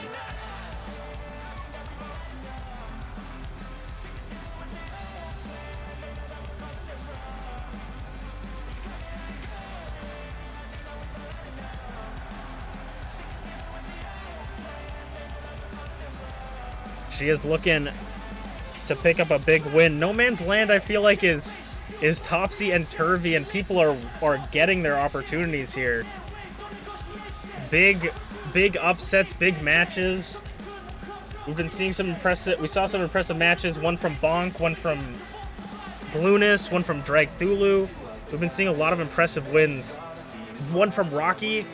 If you can pick up a win in this No Man's Land, it's one of the most important ones, I feel, because this is your second to last opportunity, potentially your last opportunity to get a title shot, but someone that has had an opportunity for weeks, months, nearly the whole year is Glitchy, the holder of the Idol Division Golden Opportunity. If you don't know what that is, it's a briefcase that allows you to cash in your opportunity at any point in the season. You can cash in after the match, before the match. You can announce when you want to use it. Glitchy has the briefcase and can cash in at any time. A former 3-time Idol Division champion looking to get her 4th with that briefcase. So everybody else is worrying about their last opportunity as at a championship. Glitchy can use this championship whenever she wants at any time this season. But she's running out of time for that opportunity. How will we see Glitchy use it this season? Held it on for the most amount of days so far, I'm pretty sure.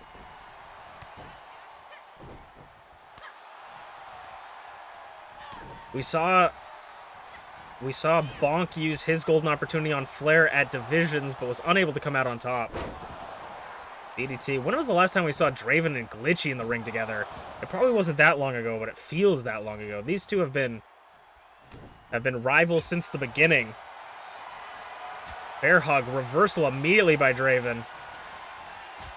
Back and forth. As I said, rivals since the beginning. They know each other so well.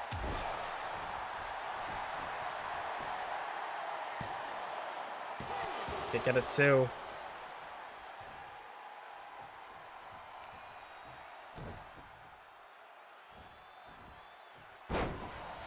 Lifting and tossing Draven. Over the top rope, crashing into Draven, getting some airtime is Glitchy. But with this last call for an opportunity at the championship, this could be the final opportunity for an idol or an icon, because the winner of the 30-participant Battle Royal at last call will main event. See you next time. DDT on the concrete! Will main event. MPW presents See You Next Time. So that they will guarantee themselves a #1 contendership. So if you're an idol and you don't get this opportunity and then an idol wins that match, ooh, you are into it. Draven tossing Glitchy all the way. I think Draven might just take the count out.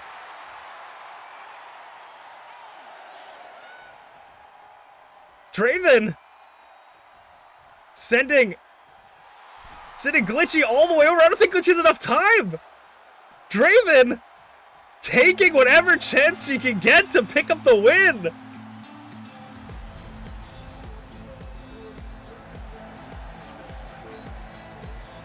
An interesting choice for Draven.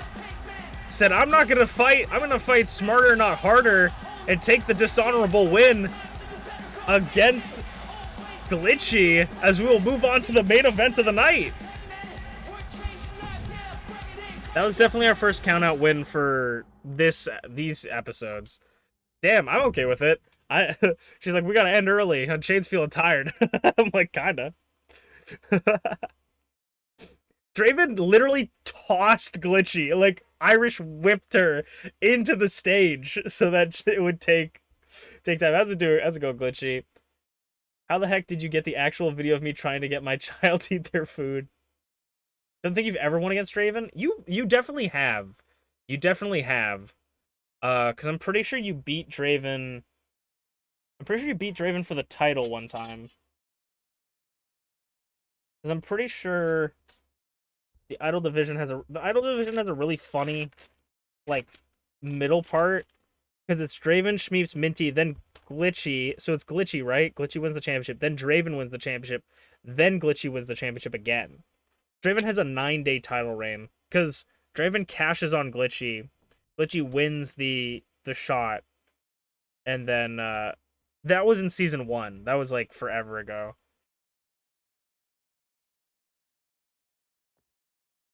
And then Glitchy... It's really funny, because this is how the Idol Division Championship goes. Draven, Shmeeps, Minty, Glitchy, Draven, Glitchy, Rocky, Glitchy, T, Rize.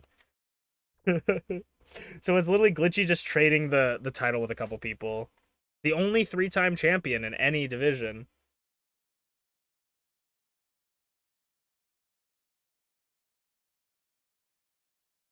Hot potatoing it exactly. But now you have the golden opportunity, which means you could become the first ever 4-time champion. All right, let's get into the main event of the night, folks. Oh.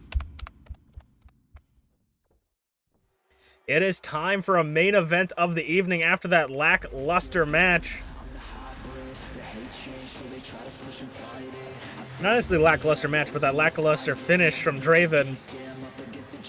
We'll see someone that also might be going for a count-out victory. It is MerlinGTB.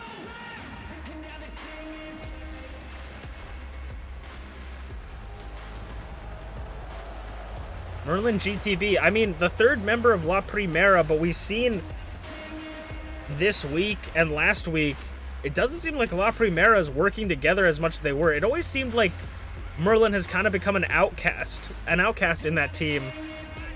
Ever since Garreth lost the opportunity, or the chances at the Icon Division.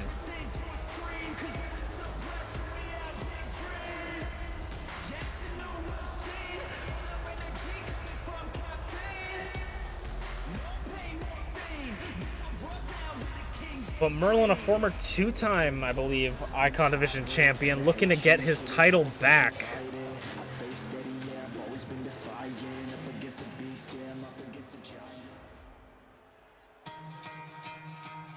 Going up against the runner-up in the championship match for the Icon Division, B.A. Tycho. He speaks for the people and he can hear you.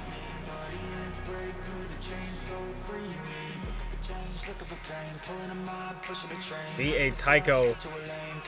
I mean, if the Coalition could win the #1 contenders, it's similar how I was talking about with the Shogunate a few weeks ago, or 1 week ago. B.A. Tycho looking to potentially get a championship and #1 contendership so that they either trade it in between the Coalition or he just lays down and lets Greg keep it.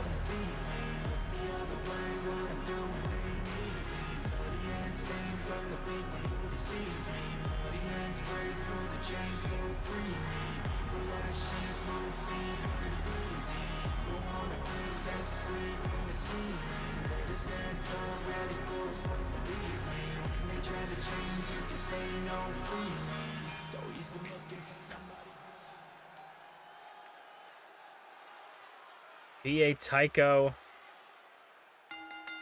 versus Merlin for our main event. Two beefy boys. We've seen these two battle it out many a times before. But this is all about cementing your position in the no man's land.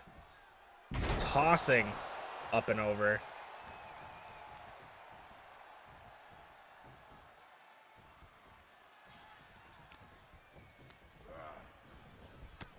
And a shoulder tackle takes down Merlin. Up and over. Cannonball from B.A. Tycho.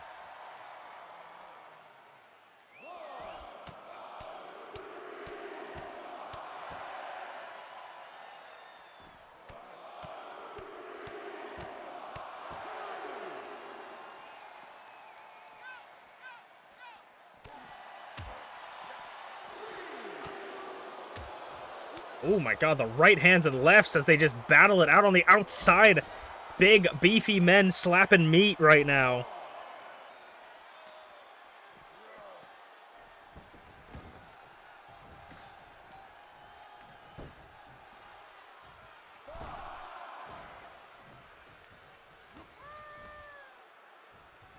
And a Saito suplex from BA Tycho.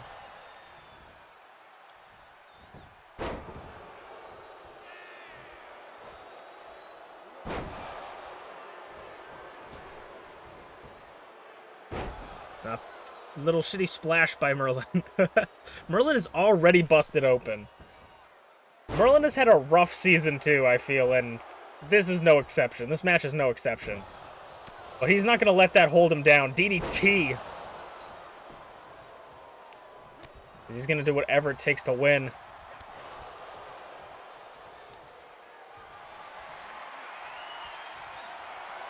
Picks up BA Tycho, or BA Tycho picks up Merlin on his shoulders, bounces him off the turnbuckle.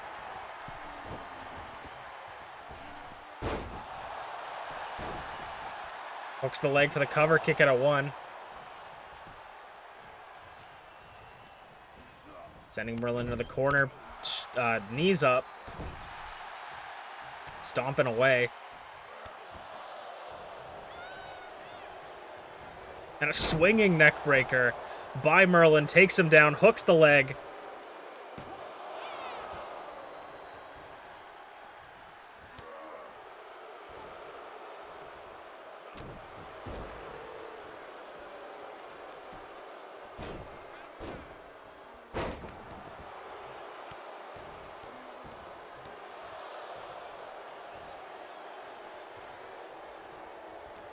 Merlin stomping as he gets BA Tycho back up off the ropes. Back elbow doesn't knock the big man down. Merlin and BA Tycho have had a history of back and forth with each other. Usually at odds. And now even more at odds. Ooh, BA Tycho not staying down. Spinning back kick into the Shining Wizard! From Merlin, the magical Shining Wizard. 2. Kick out at 2.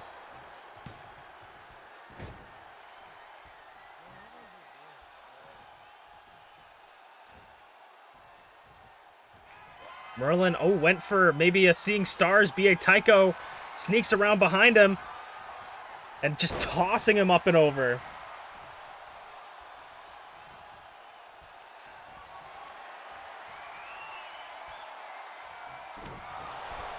Sends him into the ropes with that gut punch. Backing him up against the ropes. Using the middle rope to his advantage. Twisting his leg around. Merlin continuing to bleed profusely and through the head. I'm pretty sure cuts in the head bleed really fast, so you gotta be careful. You don't want to lose too much blood in this match. Deadlift. German tossing him about 10 feet. And again, just tossing Merlin.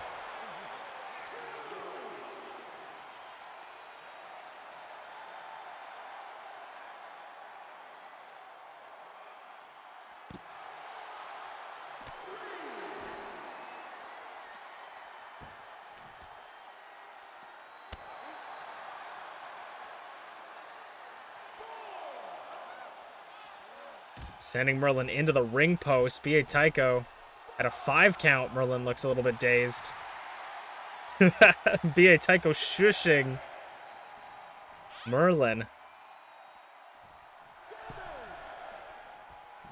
BA Tycho gets the knee, doesn't knock down Merlin. Scoops him and just plants him down, hooks the leg.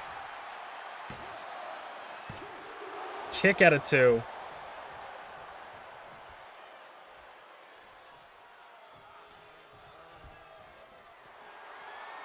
And BA Tycho's eyeing him like a slab of meat.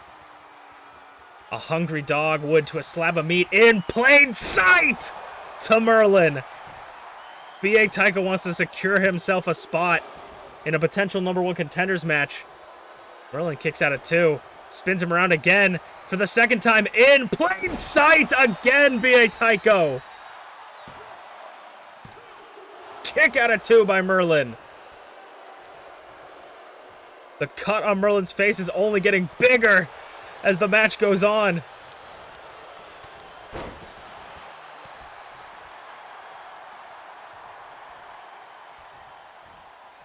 Hops on top of him, hammer fists.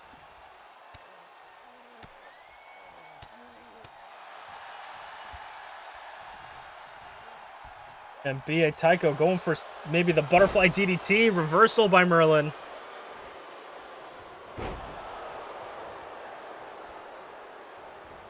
And a Yakuza kick from Merlin. Yakuza kick.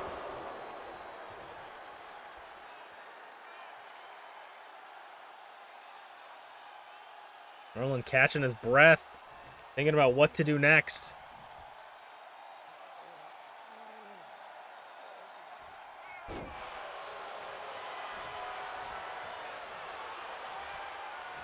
And Merlin's gonna make B.A. Tycho see some stars! Planning him right in the center of the ring. Takes it. Holy. You would have thought Merlin was out. Pulling it out from under him. That blood gushing off his head. I know the boss upstairs is going to be impressed with that one. We could see him in that contention for the title shot. That was your main event of the night. Thank you guys so much for watching. I'm Masu Pro Wrestlington. This is Masu Pro Wrestling, and we'll see you guys next week.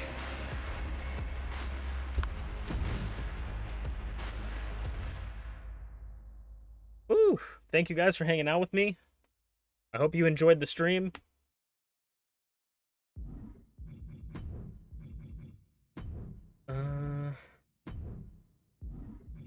And we're gonna go raid. Yeah, Merlin fought, man. I was like, oh man, B.A. Tycho's gonna take it. He got hit with like 2 in plain sights. I'm like, Merlin's, that's my Badung, not your Badung, just in case you're wondering who Badunged there.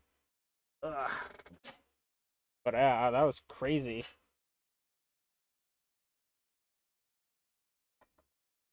Carnal did a good job on the model. You are so stinking cute. Thank you. I think it's an amazing model, and also it's got even more fun stuff. So it's got this. I can go. Wait, why isn't this working? Oh well, that goes there.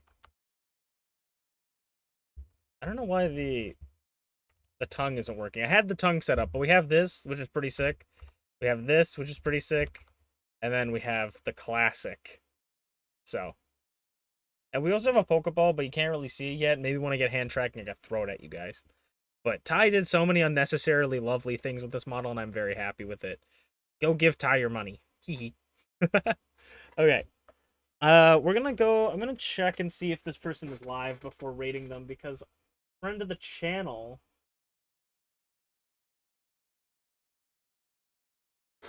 said they're doing their first stream. But let's see if they're still on. That was a little bit ago. Oh, they are. They're playing Marvel Rivals. Ooh. Okay, we're gonna go raid. Am I following them? I'm not following them. I'm gonna follow them. We're gonna raid Connor. If you guys would, I'd love it if you'd stick around for the raid. I don't know if they have a mic or anything. You'll have to see when you get there, but go drop them a follow if you wouldn't mind. Or just go say hi from me with the raid. They're playing Marvel Rivals right now. And tomorrow I might not stream because I have plans with friends, but if I do stream, I probably will stream Marvel Rivals as well. Just something small, or Minecraft or something, but something small and simple. Thank you guys so much for watching, and I will see you guys tomorrow maybe. If not, I'll see you guys on Saturday. Bye! Matane! Bye-bye! Thank you for stopping by.